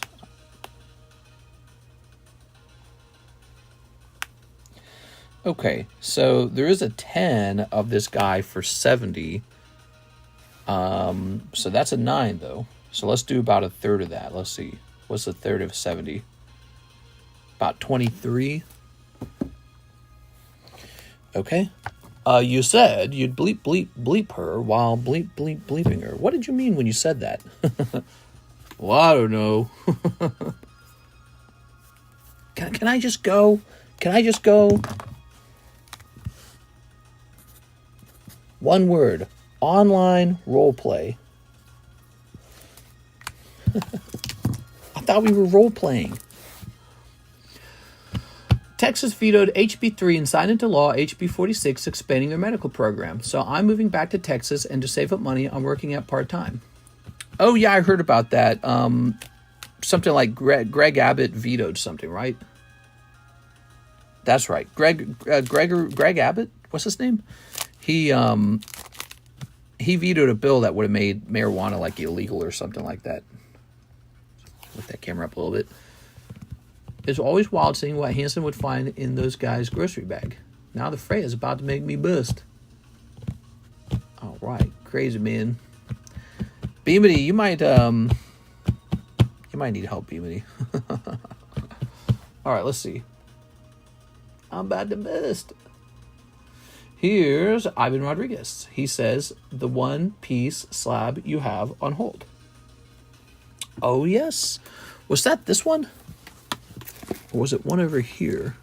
I think it's this one, right? It is Ivan Rodriguez. I think this was the one, right? I actually didn't write anything on it. So now I've confused myself. Pretty sure that's it. Mister, they said you look like an owl. I guess. I mean, there's pictures of pictures of me out there. Whoo, whoo. Here's Ivan Rodriguez. I don't look like an octopus, so. Okay, that was the reserved one. Very good. All right, well, this daytime stream's going pretty well. We just now ran out of orders, so we're an hour and 20 minutes in. It's a typical Tuesday. Tuesdays are a little slow. You're supposed to ask who? Mister looks more like a penguin. Do penguins make noises? I don't know if penguins make noises. Here's Evie. Here's Sandshrew. Lovely. Ah, the Carddass, the Gengar Carddass. He is a special card. Here is Booby Grabs, Booby McGee. And a lovely no rarity Dratini. That's a nice card. I could put that in the live customs. So no rarity cards are very special. I guess no one in my audience really ever freaked out over them, I felt. Here's that Lugia. Here's a Terrapagos. Mew. The Team Rocket Break, that's almost over. Erica's Blue Bazaar. Ah, Drowsy. There's another Drowsy. Drowsy's another Pokemon card that's kind of hard to move. He's not impossible to move, though. He will sell. Just not very often. Staryu. Okay. So now we have to make a decision how to rotate these slabs. I have 2 empty boxes. I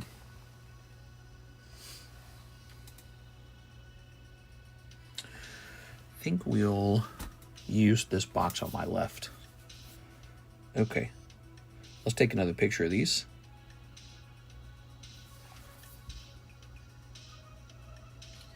Click. Good. 1 card per person, $1. Team Rocket Break, Team Rocket Break. That's what I should do, Strawberry. Thank you. How many spots left in the Rocket Break? It's either 4 or it's 3. It might be 3, actually. Here you are. I think someone bought a spot last night, didn't they? All right, so new commission slab box on my left, on my right.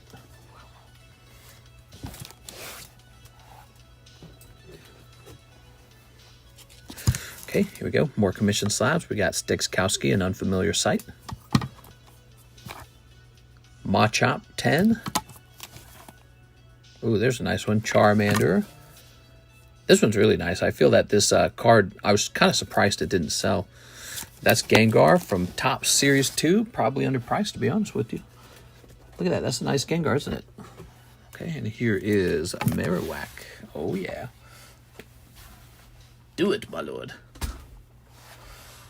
All right. We have Miss 6 jumping into 4 Gem 2s. Jumping into Gem 2s. Okay. 4 of these. 1, 2, 3, 4. Lovely. Snipping this. Can I adjust prices? I'll send you a Discord message.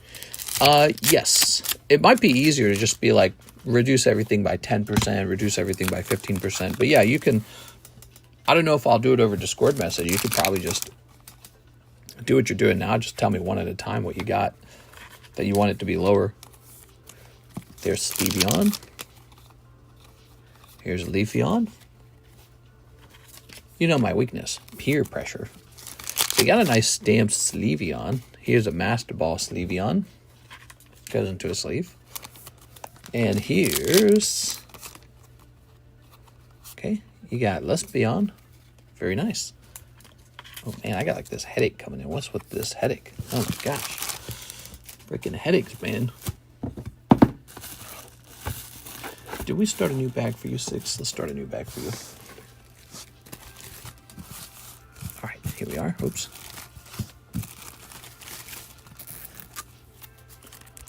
All right, all right, all right. So today is Tuesday. Lovely Tuesday.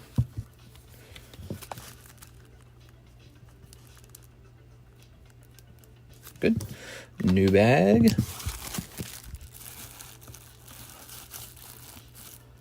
All right. Do it, my lord.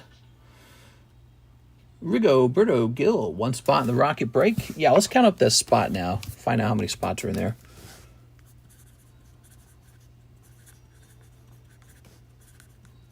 There it is. Team Rocket blasting oof again. 1, 2, 3, 4, 5, 6, 7, 8. Oh, there were 4 spots left. And so now there's 3 spots left. 3 spots left, and then the vintage rocket break goes off. What's cool about it is everyone does get a card, so that's nice.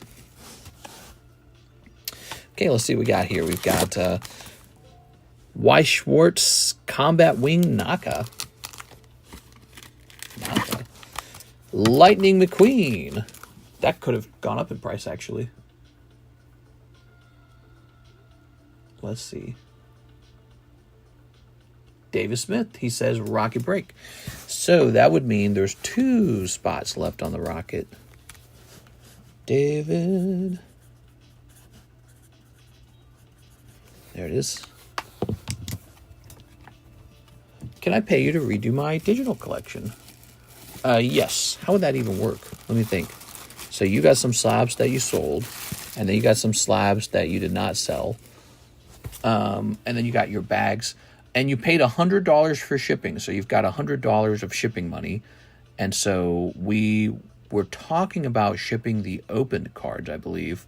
And then you had 1 box of cards that were still being evaluated for potential 10s. I was just evaluating those for free, I think. And yes, so if you want, we could probably redo that digital collection, get it all updated. I got new slabs too. He got new slabs too. So you might have purchased a slab or 2, or you got like you pulled a break or something. Okay, sounds good. Yeah, I'm open-minded to that. What was it, like $20? I think it's $20 for the digital collection, I think. Hello, Brandon. How much is the Team Rockets break? $35. Hello, Mr. Theta. Can we do coughing tag 10 old maid gym break? I'll put in right now. No, the coughing has to be sold outright. He's a real cheap one. Let's see. When it comes to the gym breaks will be kind of picky. We don't want the gym breaks to become like this replacement for live customs and pokey shuffles and to basically just gobble up a bunch of cheap, very desirable cards. We actually think if a card is very desirable, it should be going into the pokey shuffle and the live customs. Yes. Because those need to stay very fun and very sexy. They can't just be like the leftovers box. Here's Mr. Bryce. Sent 25. Whoa. I'm spinning, man. 1 Pokey Korean rocket box. Pokey Korean rocket box. So, Mr. Bryce, did you want me to surprise you? Pokey Korean rock. Oh, rocket box. I'm sorry. He said rocket. My brain hears the word rocket so often it didn't think anything of it. Here we are. Mr. Bryce. So this is coming out of a fresh case of Team Rocket. Let's see what you got. I see. Thank you for explaining. I don't see them as cheap, but I totally get it. It's all kind of relative, I guess. You said the tag coughing. How much was he? He was like, wasn't he like 30 or something? I might be remembering his price wrong too. Yeah. All right. Oh yeah. So we're gonna redo Mr. LaFlame's pictures. All right. Let's see. Snipping this. Ooh. And snipping this. Okay. And snipping this. Mister should dabble in art paintings. Art paintings. No, I'm not getting into that. No way. Pokemon all day, all long. I'll paint something though. Maybe I'll paint a Pokemon. That'd be interesting. Okay.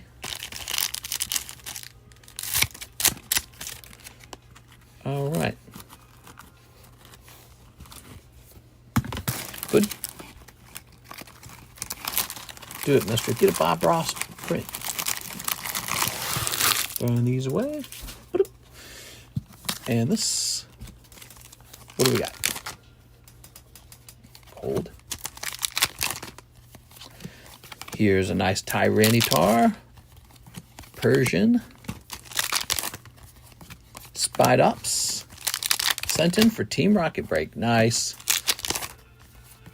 So one spot remains in the Team Rocket break. Here's Murkrow, the original Team Rocket, the good Rocket.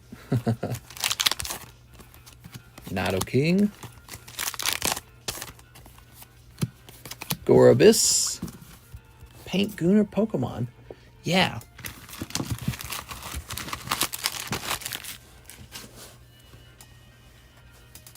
All right.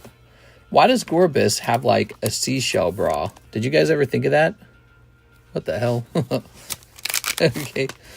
It's like a little mermaid. All right. The chicken. Okay. Cold. Crobat. I think 3 people sent for the last spot. Everyone always wants the last spot. Nobody wants the spot in the middle of the break. Always the last spot. Yeah. They say, oh, you got that last spot, huh? I'll take it. Me oh my. I was talking about that the other day. Somebody was asking if something was close. And I told them, I said, if everyone only wanted to ever buy something that's ending, nothing would ever end. It's not possible. This in here, but that's just the buyer behavior. Maybe we should implement like a reward for people who buy in before the end comes around, and then a premium on the last spots, because I feel like that would make the beginning move faster and the middle move faster, and the ending would still occur anyways. Cold. Here's the olive tree. You know what I'm saying? Here's Articuno. Like, imagine it like this. If you buy in early, the packs cost $33, or the spots, and if you buy in on the last spots, they're $36. See, that might actually get breaks moving faster. Certain breaks that would discourage people, maybe, or maybe the breaks would fill up very fast. You never know. It's something I've never implemented before. Well, no, I tried it one time a really long time ago, but I didn't stick to it. You know, the main reason I didn't stick to it is because it was a lot of work having to track. But like, let's say it was just like $1 or $2 different. Not a really significant amount, but just like enough to make people go, I got in early. I got $1 off, you know? Or maybe, I don't know. Or keep the count blind. No, we definitely cannot have blind breaks. No way. Don't like that at all. I like people knowing what the count is. That's the advantage. Because when it comes to like Pokemon... When it comes to Pokemon cards, they don't tell you what your odds of pulling Rocket's Mewtwo out of here is. They don't tell you. But we tell you. If we host a Rocket Mewtwo break, you'll know exactly what your odds are. That's the whole advantage. It's one of the things that's good about the breaks. All right. I sent an extra 6 on accident for Rocket. I'll just take credit. Sounds good. Okay, that's for Mr. Bryce. Thank you, Bryce. This time, Bryce, you pulled one of the Rocket characters. We were looking for something else. Let's see. Bryce. Bryce rhymes with rice. I gotta move this shipping box. Okay. New bag. Oh, saved me a whole bunch of time. I was about to see what I would have done is I would have searched through all the boxes before concluding that we need to get you a new bag. That's what I call the goose hunt. So it's always a good idea, guys, to let me know if you have a bag or if you need a new one. This. Very nice. Price. Wolf. Okay. Okay. Good. Miss 6 says Rocket Break. 6 happened to get that last spot. Here you go, 6. 6 additional dollars. All right. And that's it. The set is sold out.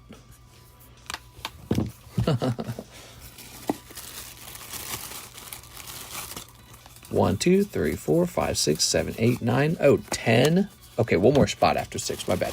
I thought that was the last spot. There's one more spot. Mr. Emmanuel towards the Kaboot Tops Snap Away. You got it, man. Can you see a $17 order for me as pending? Yes. On my side, it says pending. I saw that yesterday. Of course, I didn't actually check today to see if it was still pending. But if it says pending on your side, it will say pending on my side. I know that because I've done this a lot. They clear and update on both sides. All right, so that's Mr. Emmanuel. Now, ordered at 6:14, we have Omar and James Hatcher order at 6:13, both ordering Team Rocket Break. So hold on. 6:14 and 6:13. So that means James made it in. Mr. Omar, you missed it by about 1 minute. I could run it again. We have another, we have another rocket pack. It's not that hard to run it a second time. The price might change slightly on it, though.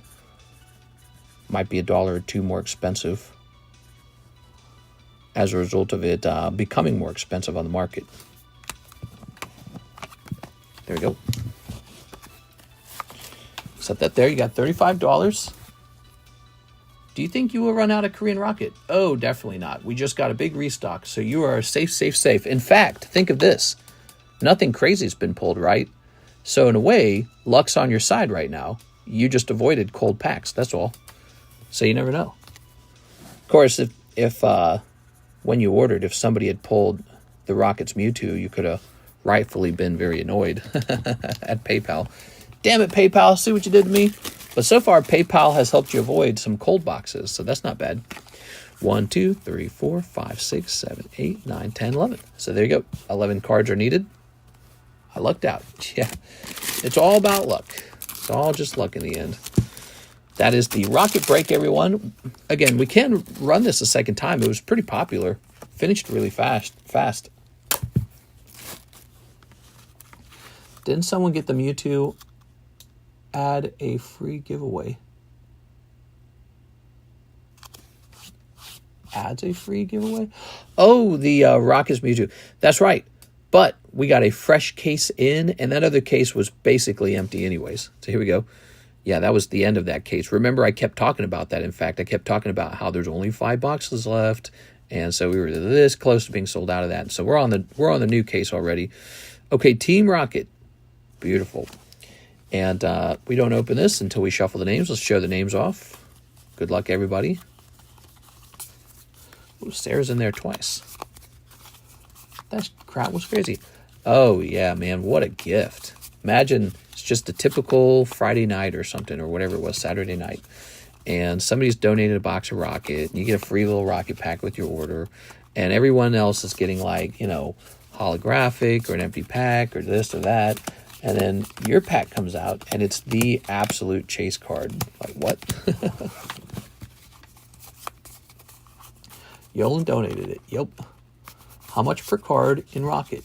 $35 per card. If we ran it again, could be $36 because I don't know if it just depends on how much to acquire this booster pack. Where's the mold pack? It's sitting on a shelf. I never actually finished opening it. That's kind of how I am. Just sitting on a shelf now. There it is. Would you guys like a mold pack break?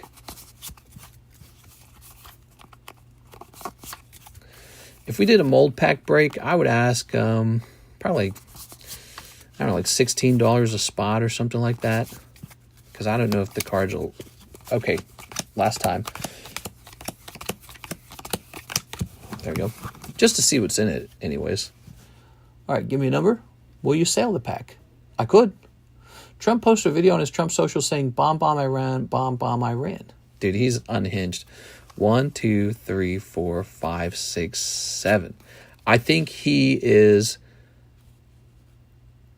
definitely feeling unsure about what to do. And I think also the way he's coming off with a post like that sort of reminds you of, you know, he originally got into politics on the Obama, you know, remember the Obama birther conspiracy. He's just, he's really good sometimes. He's really good with the way that he talks. But then sometimes he's like a little crazy. You're like, man, this guy's nuts, dude. All right. Sometimes he's his own worst enemy when it comes to politics. All right. Here's another example. When they posted the, hold on, let me refresh this. If you recall, what? I see. Get our music going again. If you recall, he reposted an AI video, and the video showed him and Netanyahu having like drinks in the Gaza Strip, and it's like, yeah, that's crazy. Who's posting that while people are dying in the middle of a war? I mean, you lose all of your moral high ground instantly. All right, there we go.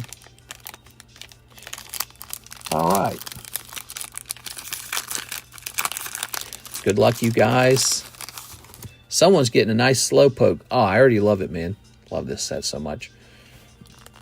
I didn't notice any kind of curve there, so this could be a light pack. Let's move this off over here. All right, here goes. Here's James Beam. You know, they're like people apologizing or not apologizing, but like having to play goalkeeper for him, trying to explain it. Oh my gosh, that Dark Dragonair is so good. Beautiful. James Beam. All right, James. James. Where will I find James? Not in this one, because that's Javier's box, so you might be in this one. Aha, you are. Got you. Beautiful Dragonair. That's why these vintage breaks are so nice. If you guys haven't participated in them, you should give them a try. This. Wow. Yeah. Pretty wow. James, he had 2. James, you missed the rare, but this is still fantastic for you because the uncommon cards happen to be really good. The Dark Charmeleon is more expensive than many rare cards in the deck. So you got a chance for Dark Charmeleon right now. So he's taking the uncommons. Oh! That's a hit. That's a very expensive card, Mr. James Beam. So check this out now, James. James, you might have just made some money. There we go. In other words, the cost of acquiring the cards was lower than the value of the cards. Look at that. That's not bad at all, man. And check out the back of these cards. Look. Looking pretty dang clean to me. You might have a 10 there.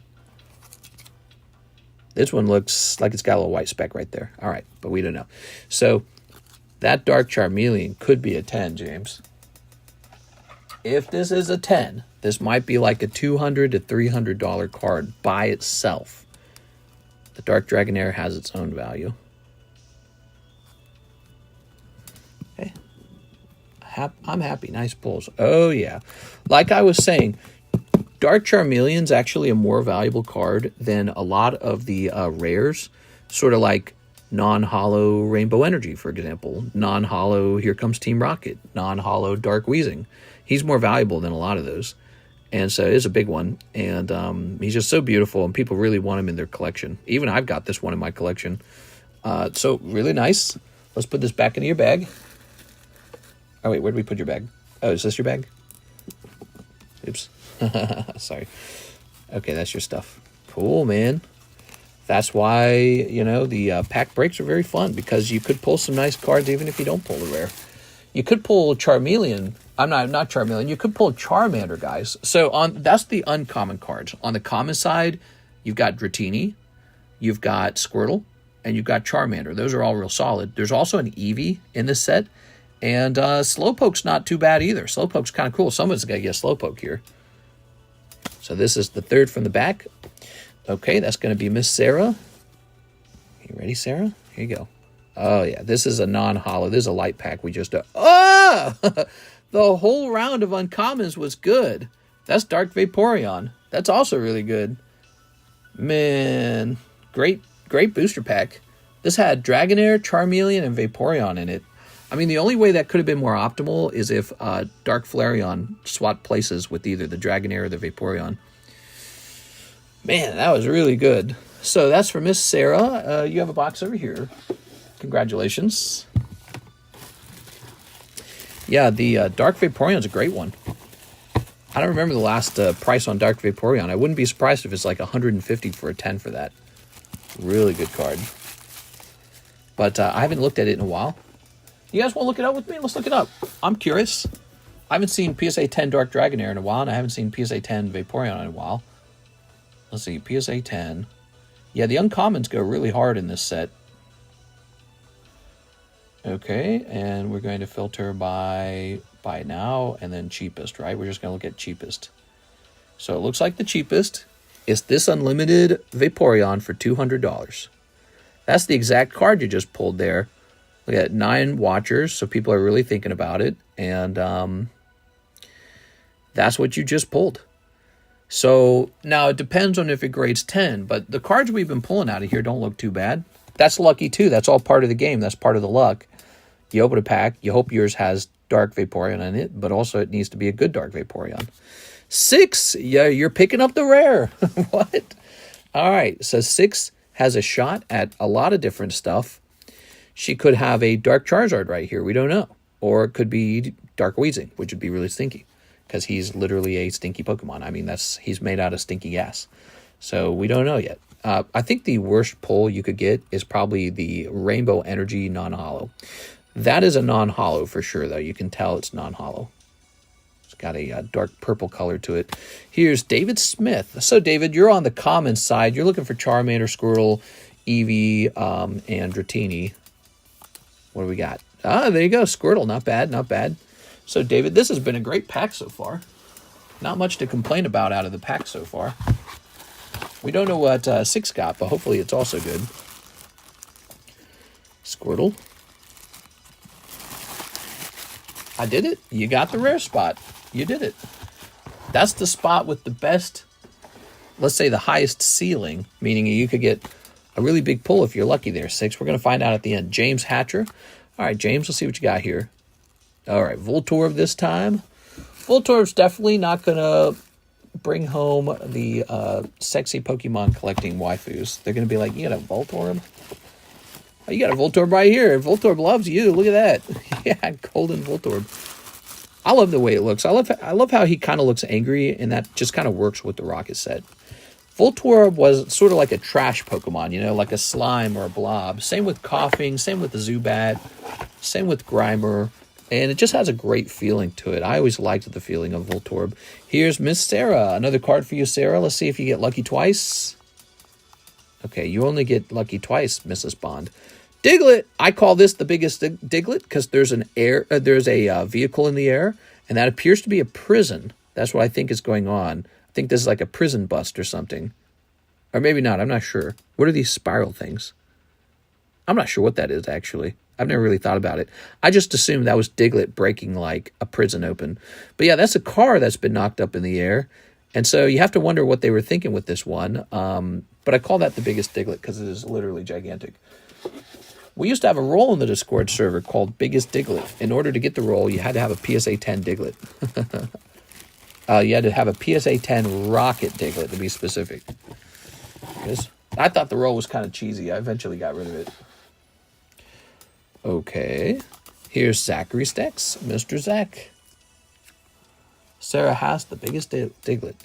There we go. Zachary Stex with Dark Radicate. All right, Mr. Zach, let's go grab your bag. Let's see. There we go. So Dark Radicate's kind of cool. Kind of reminds you that Radicate is in the new Rocket set. Yes. He's just a common in the Team Rocket collection, but he's an uncommon in a different one where he's repeated. Which one am I trying to think of? Can't remember. Okay, here's Emmanuel, Mr. Emmanuel Valencia. So my PSA 10 Dark Vaporeon 6 months ago for way less than 200. Oops. He is Emmanuel Valencia, always a hodl. What are you doing, bro? Emmanuel, doesn't he have like a big bag? Yeah, he does. Here it is. Big man with a big sack. I tried to like coughing, but it's kind of useless. Coughing, wheezing. I like coughing, wheezing. They're awesome. It knows explosion. It's very fun. It's actually a tanky Pokemon. Here's Rigoberto Gil. All right. Okay. Mr. Rigoberto. Yeah, Wheezing is not a terrible Pokemon to have on your team if you didn't know that. He's a good poison stab type, and he knows explosion. Ooh, Machop. And he's a pretty tanky Pokemon, too, so you get to kind of time the explosion. Here's Rigoberto. He's definitely like, I mean, I'm sure like in the later games he's not good, but in the early games he was not bad at all. I think I had him with me on my run in like silver or something. What I remember the most about him is how useful the explosion was. You could send him out there and finish something off that wasn't, you know, going to be a good match for any of your other Pokemon. Ooh, picking up the Machop. So we could do another pack of Vintage Rocket, or we can move on to Jungle or Fossil. What do you guys think? Last card, are you ready? Mark Valerian. All right, Mr. Mark. Wow, looking so clean. Might actually be a 10. Crazy. This was a great pack, and he's got the Slowpoke. That's a great card. Mark Valerian. What do you guys think? A second Rocket pack, or we swap over to something new? What do you guys want? You ready, 6? So this pack of Rocket has been pretty decent from a commons, uncommons perspective, but let's just see how the rare is. Another Rocket. Okay, here goes. Jungle Pack. I still have the first Jungle Pack I bought as a kid. Oh, yeah, there we go. Dark Hypno. Not bad at all. Dark Hypno for Pokemon Rocket set was always really impressive looking. I loved this card so much. When I got back into the hobby, the first card I bought was PSA 9 Dark Hypno. It only cost me $45. And back then, I didn't really want to spend a lot of money on Pokemon cards because I was like, I don't know if I will, you know, want to get into this. But I thought $45 is $45, not a big deal. And look at me now. Probably one of the bigger collectors in the world. Dark Hypno first. I bought the first edition Dark Hypno. I was so pleased when it arrived. I was like, oh, man. It was triggering so much nostalgia for me that it was unbelievable. Let's see. The non-holo is $50. How about holo?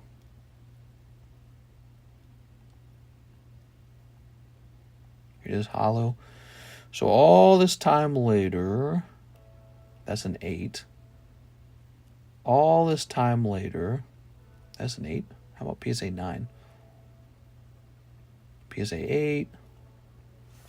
Is this card number 9? No, it's not. Why do they keep showing me all these other ones then? Here it is. Nope, that's still PSA 8. I'm looking for what he costs now. PSA 8. Okay, here he is. So it looks like... There it is. Oh, he is number 9. So the holographic version is number 9. So there he is. PSA 9 Dark Hypno First Edition today would cost you $124. That's just around triple what I would have paid for it, which does confirm something about the hobby. 9s do in fact go up. In fact, a Hypno, who generally is not super popular, even a Hypno goes up in price. Crazy. All right. Well, 6, I'll put this in a little top loader for you. Good. I'm such a fan of this card, but It's too bad he doesn't sell for more, huh? Okay. I'll take 2 packs of Prism Evo with my credit. 2 packs of Prismatic. I would love it if you pulled a big hit with that. Okay. 2 packs of Prismatic. It kind of lines up perfectly for that, doesn't it? I got 1 pack right here. Give it away. Well, hold on. I'll buy it from you. If you don't want your Hypno, I'll buy it. I like Hypno. How about $35, 6? That's a pretty fair price, I think. Let me take a quick look at it, too. Hold on. Yeah, I'm a fan of Hypno. It's got a white dot on the corner. So, it's got a white dot here. Let me zoom in. How about $25? I'd like to change my offer. Oh, man, there's no point in grading it then. I didn't really look it over the first time I pulled it for you. Now I'm looking it over. It's a little less exciting. I'll give him a shot anyways. I'll do 25 with you, 6, if that's what you're interested in. Maybe he turns into a 9. Maybe I break even selling a 9. He would be a fun card, though, just to put into, like, the Pokey Shuffle or something. So if I get him graded and he goes in for, I don't know, $45 or something. Nah, give it away. We are. We are.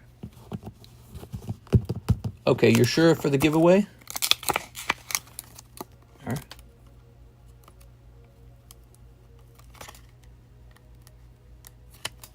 Set that there. Put this back over here. Yes. All right. So 6 giveaway on the Hypno.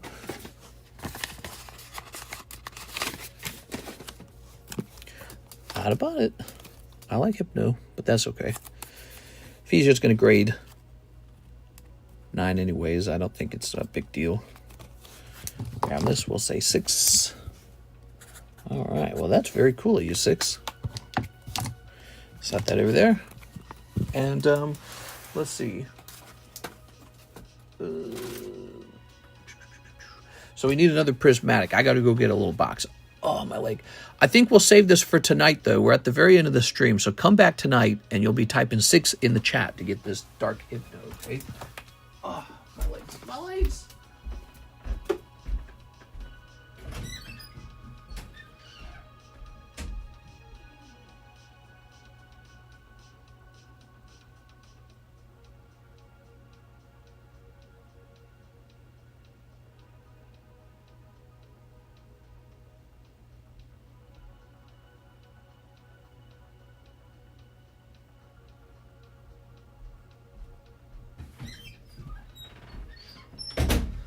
I walk out of the room and there's the little outdoor kitty cat. He's inside. I don't know. There we go. Give it to Golden Boy 310. It is a booster bundle. Oh, and we have to start a new vintage break. All right. I want everyone to vote right now on the next vintage pack. Just say 1 vintage pack. Don't list more than 1. I think Fossil or Jungle would make a lot of sense because we just did Rocket.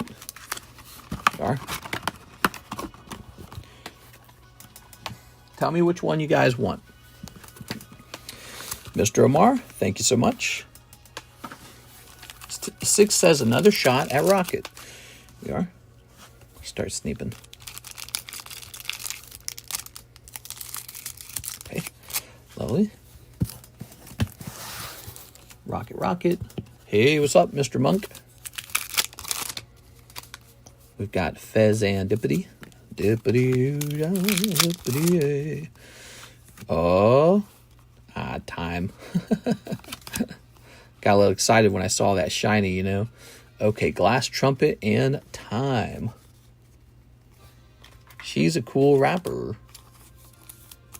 Rocket till we get a heavy. Here we are. Toss this over here.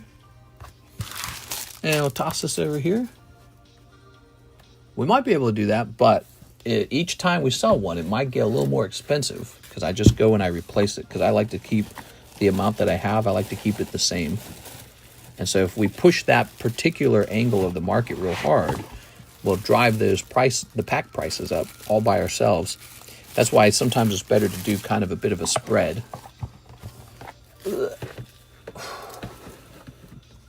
There you go. Saw your short on Top SpongeBob. You selling any more? I got another one for sale. Where'd he go? He's somewhere. Yeah, we've got one more for sale for $65. I'm sorry, not 65, 35. I'm going crazy. But I've got all these, actually. See all this? But I was really thinking maybe we should get these graded by PSA because I've got one SpongeBob SquarePants box, and it would be cool to see these graded. I doubt any of them would grade 10, but because they're all out of the box. I don't know who handled them last. This 6 giveaway for tonight. And check his Discord for the description in his videos. Let's do a quick update. Let's get that new break going. What time is it? 6:45. We got to wrap it up in about 15 minutes. Okay, everybody? Oh, right. It's really hard to find this crap now because now when you search for a rocket booster, you get the new set. It's really annoying, isn't it?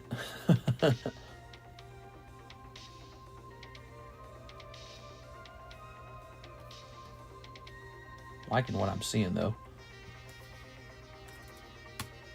Jungle for Evolutions. Give Rocket a break. Well, I mean, if people really had a lot of fun with Rocket, I don't mind doing another Rocket. I really don't. It's one of my favorite sets. And if it's a good set, there's nothing wrong with opening a lot of a good set, you know?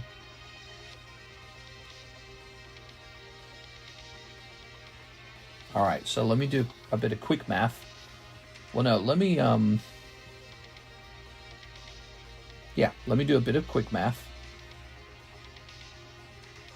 I like to restock the one that we are intending to open.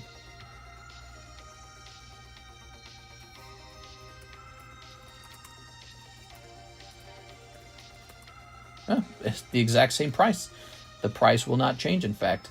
That's pretty good. All right, so just give me a minute, real fast. Let me close all this down. Okay.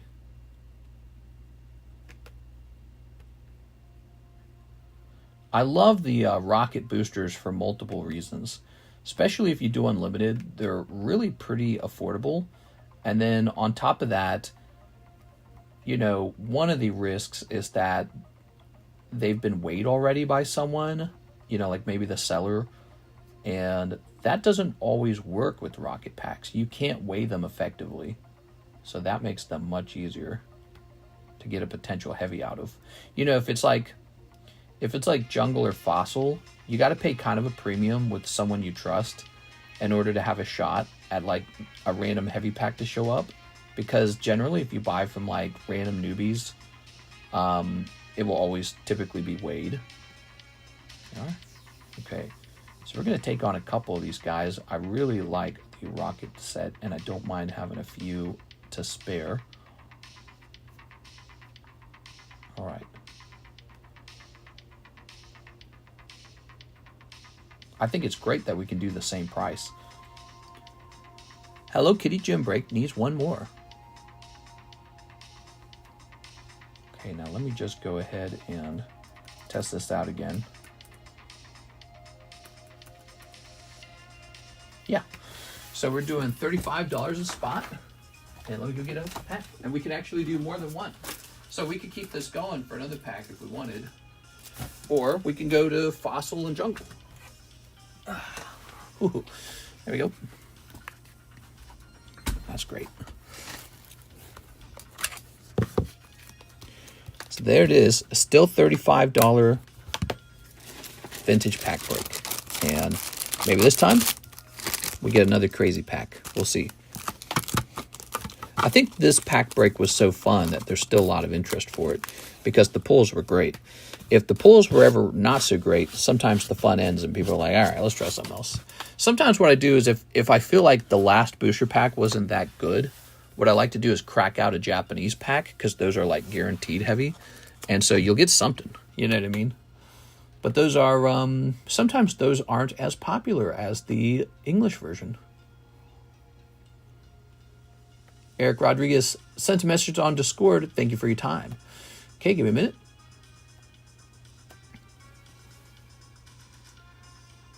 All right, all right. So Mr. Eric would like to reverse a slab away. Let me look at that. Eric, what did you have?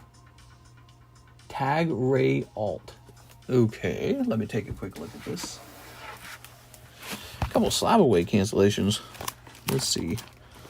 People jumped into it too excitedly.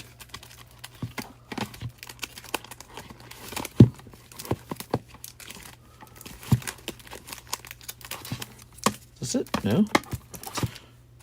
Is it in here? Let's go looking over here. Mr. Schaff Slabs thought I saw Chainsaw Man. Chainsaw Man? The man with the chainsaws? Grab this. Very old. Okay, well, it's not in here. What is it again? So it's a Tag Ray Alt.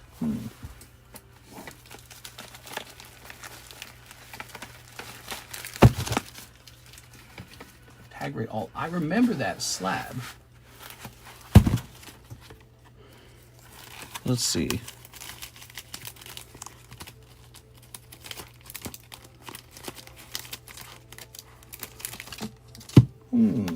Weird, I don't see it. I do not see it over here. Let's see something. I only want domesticated rats. Let's see.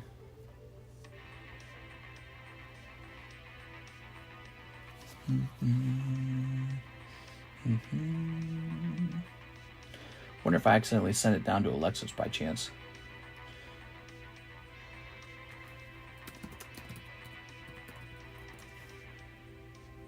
Let's see. I haven't shipped you in a while, so it's not that. Let's see. Make a break to see who names the rat. If you put it in the slab away, where could it have gone if it wasn't right there? So I'm having trouble locating it. Let me check down here real fast. Maybe I can grab a flame slab while I'm down there.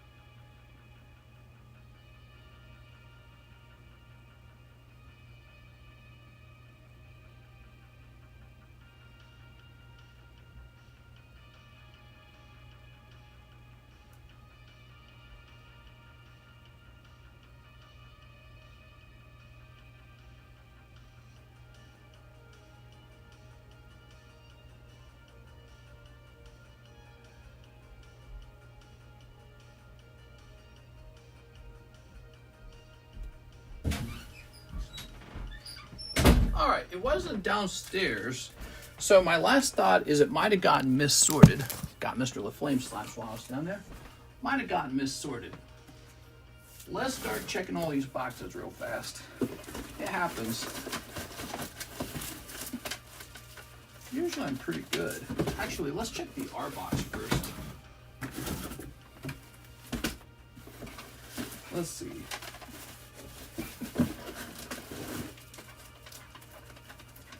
Nope. Not there. I'm trying to find it. I have all these fancy sorting boxes.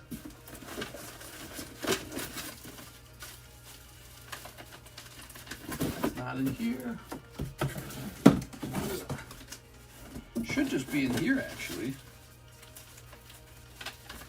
Nope. Last box, the ABC box. Oh, I already checked it, didn't I? Crazy. Where did it go? Well, Eric, to cancel the slab, I got to confirm that it's here first. Let's see.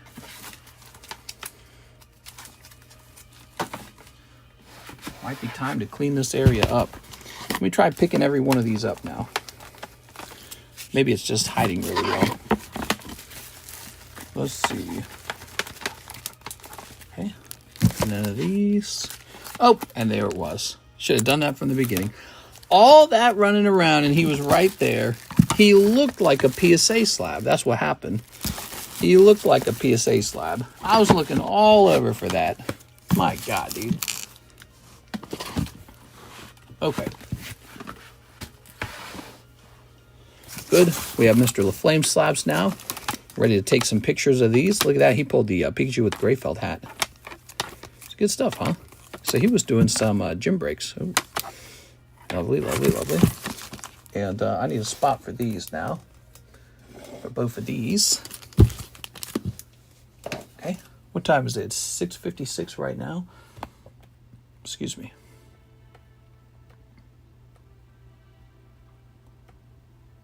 So Rigoberto will take a spot in the new rocket. Let me do this real fast. Let me just put this away. And then we have your slab now. Rigo Gil.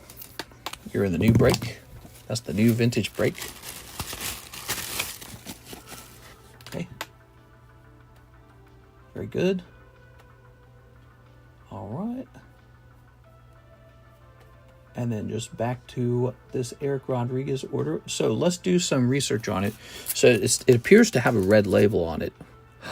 Oh, yours was the one that had no name on the back, right? Because I couldn't remember who it was that had originally put it away.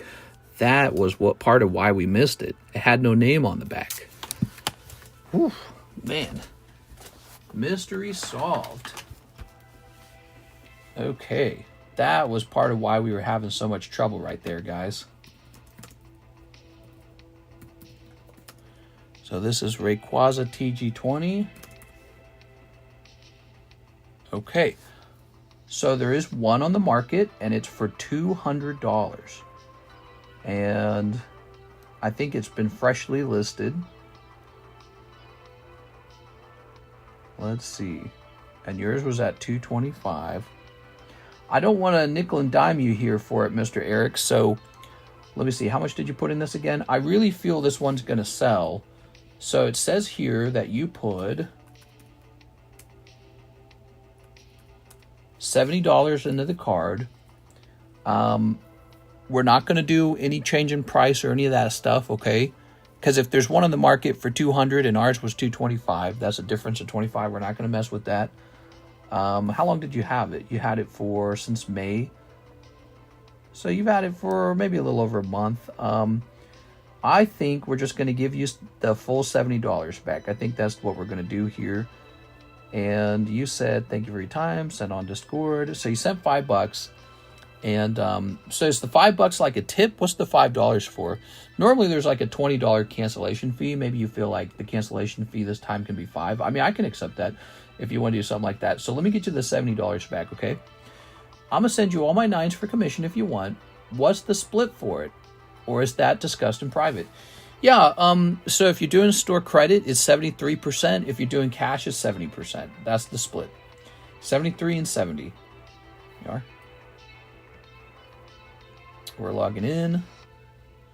There's been a lot of interest in it, actually. We've had a steady supply of slabs come in, and it seems that commission slabs are a very popular thing because people enjoy having their slabs sold passively. Maybe ones they don't feel like working on, maybe ones where maybe it's a little harder to move them, or whatever your reason is. But yeah, it's been pretty popular. We go off of cheapest buy now prices, and maybe it's just fun to see your slabs up on the table. I don't know. Let's see. We're going to grab your email, Mr. Eric. I'll more than likely do store credit. I got some things people may be interested in. You can use them in some breaks. Yes. Yes. You know, we'd offered it before, and I'd always thought it was kind of a good idea.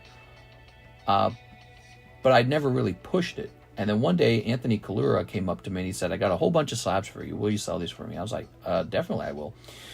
And I always felt like that's a big part of the market is these, everyone's got cards now. So there's a large business needed for people who just want to liquidate their slabs.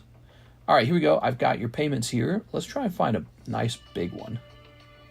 How about this one? This one says $45 on it. So we're going to open this one up and get it refunded to you. Where is it? Where'd it go? I lost it. Oh, here it is. So Eric, have no fear. We're going to dig you back out of here. This one's $45, which means you need a $25 one after this. All right, there we go. There we go. I can't say 9s sell very fast, though, you know. 9s are real slow.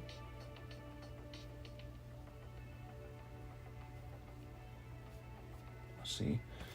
Like, for example, if you send me like a PSA 9 Parasect, you've pretty much just handed me over a slab to sit over here forever.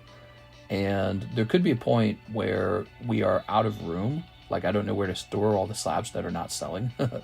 So I don't know how to deal with something like that yet. But so far, it hasn't been a problem. Only because, I don't know, I do sell a lot of slabs.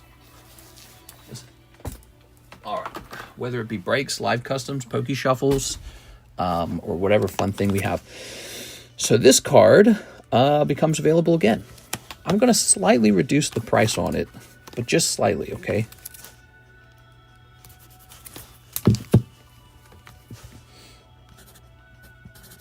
I think this is an excellent card.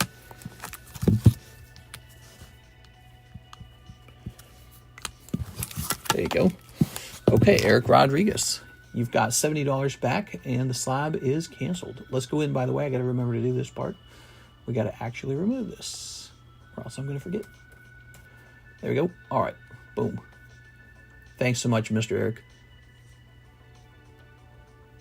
Well, guys, it looks like I'm done. I've got a little work to do later tonight where I need to take pictures of Mr. LaFlame's stuff. He sure has some cool stuff. I wish it was easy to ship this to where he's living without having to worry about customs so much. I like this one a lot. How cool is that, man? He got the gray felt hat Pikachu. What's that selling for these days? When did we host this break? That was one of the breaks that went off. Let's see. Is that going for 1,000?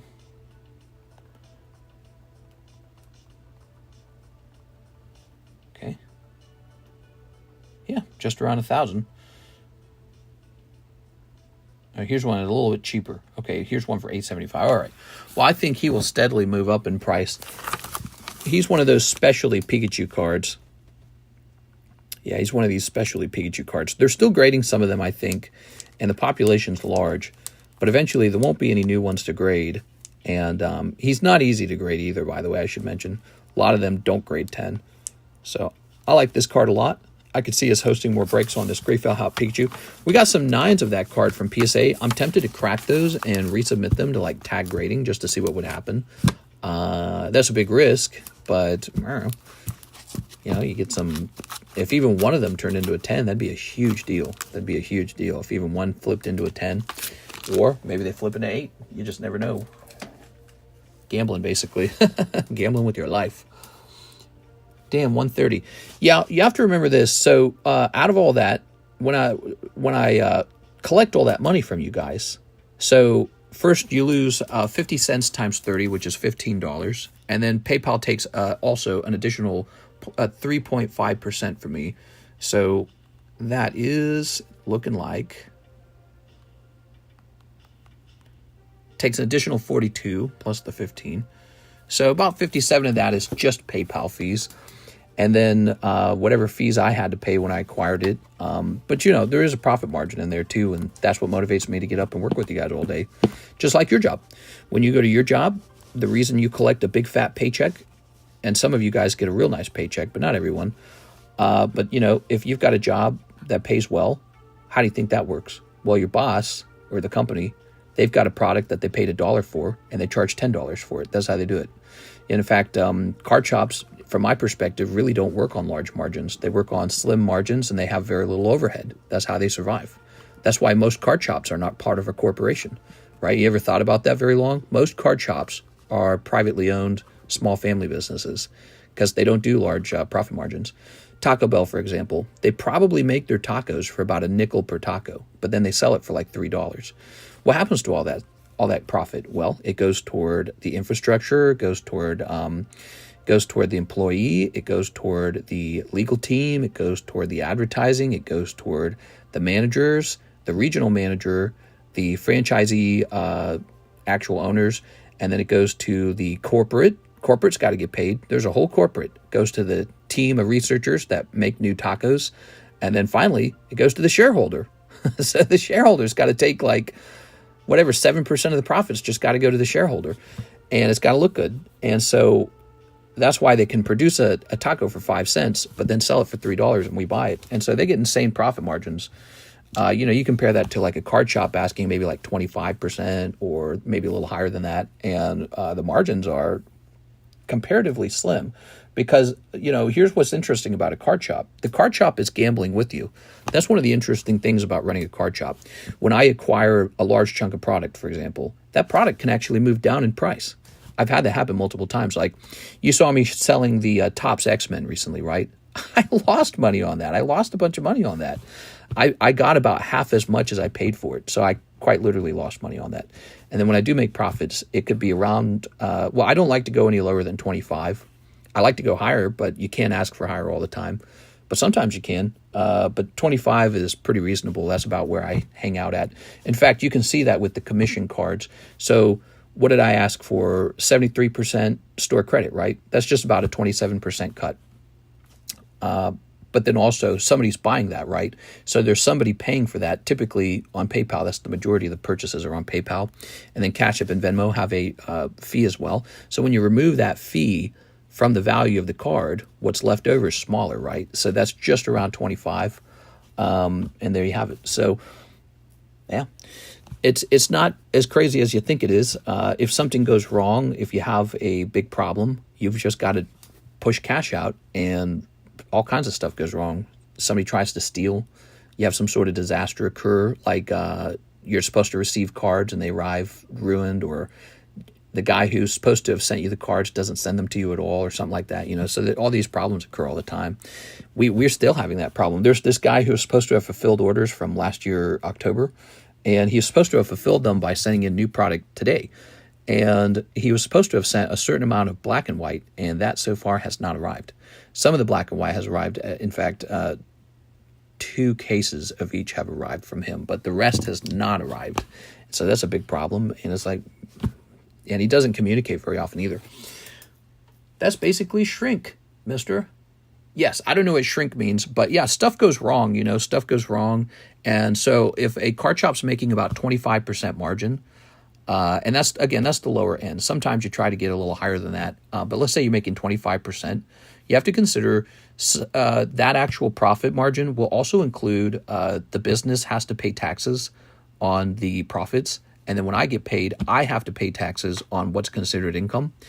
And so there's a double tax there. And then when something goes wrong, that comes out of the profit. And so when you're really looking at the profit margin, it could be pretty good if you get like really high volumes of sales, like just tons of sales. So it can look pretty good. But then there's time periods where it's really kind of dried up and you're just surviving on the cash you have stored. And I bet you that's why a lot of card shops don't make it. I bet you a lot of card shops don't have enough financial discipline to survive the bad times. There's definitely bad times. Like last time, one of the worst times for me recently was the Scarlet Violet launch. Oh my gosh. Sales dropped to 0. and I overbought everything, and everything was falling in price. It was a really tough time, but I had cash laying around, so it didn't really matter. So as a card shop, you have to constantly be prepared for something to just, like the weather changes and then nothing sells and everything's falling in value. Everything you just bought, it's all worth less than what you paid for it now. So yeah, it's weird. The card shop gambles with you. It does. It gambles with you that there will be demand and that demand rises rather than falls. Like the Final Fantasy. If I knew Final Fantasy was going to go from $600 a box to $1,000 a box, well, I'd have bought 20 cases of it, as much as I could. But it could have done the opposite. You could have bought $600 boxes of it, and then nobody wants any. And then it just sits there, and your money's trapped, and you can't get it back out unless you lower the price. So you just don't know what's going to happen. It's really interesting. From what you remember, did that Dark Charmeleon I pulled look close to a 10? Yes, it did, Mr. James. I'd 100% consider grading that one. Even if it graded 9, you'd get your money back. So you'd make your money back out of it. It's a very good one. You should grade it, James. It's time to accept the new age for TCC. Only an extended daytime stream. No more nights. Yeah. It's 7:10 p.m. Time for me to hop off and have a little bit of a dinner, a little bit of a hangout with Karis, and then it's right back to it over here. So I'll see you guys tonight for the late night, overnight stream, and maybe it'll be a slow stream. Based on today's sales, tonight could be very slow because you can kind of feel the energy. You can feel the craziness sometimes. So it feels like we're in a little slow period right now. And guess what? July is the slowest month of the year every year for me, and we are on the last week of June. So I think it's just the case that people go on vacations, they go outside, they spend money outside, and that's all over the country, and I think that means fewer card sales. When the weather's bad, card sales through the roof. So also the holidays and tax return season. I think that's the very finest time for card sales is tax return season. So starting in January leading up to April, that is a crazy, crazy time for card sales. All right, guys, I had a lot of fun. Thank you all for your generosity, and I hope to be here tomorrow or tonight with you guys hanging out and talking about anything you want to talk about. And I hope you guys have fine afternoons. Talk to you later.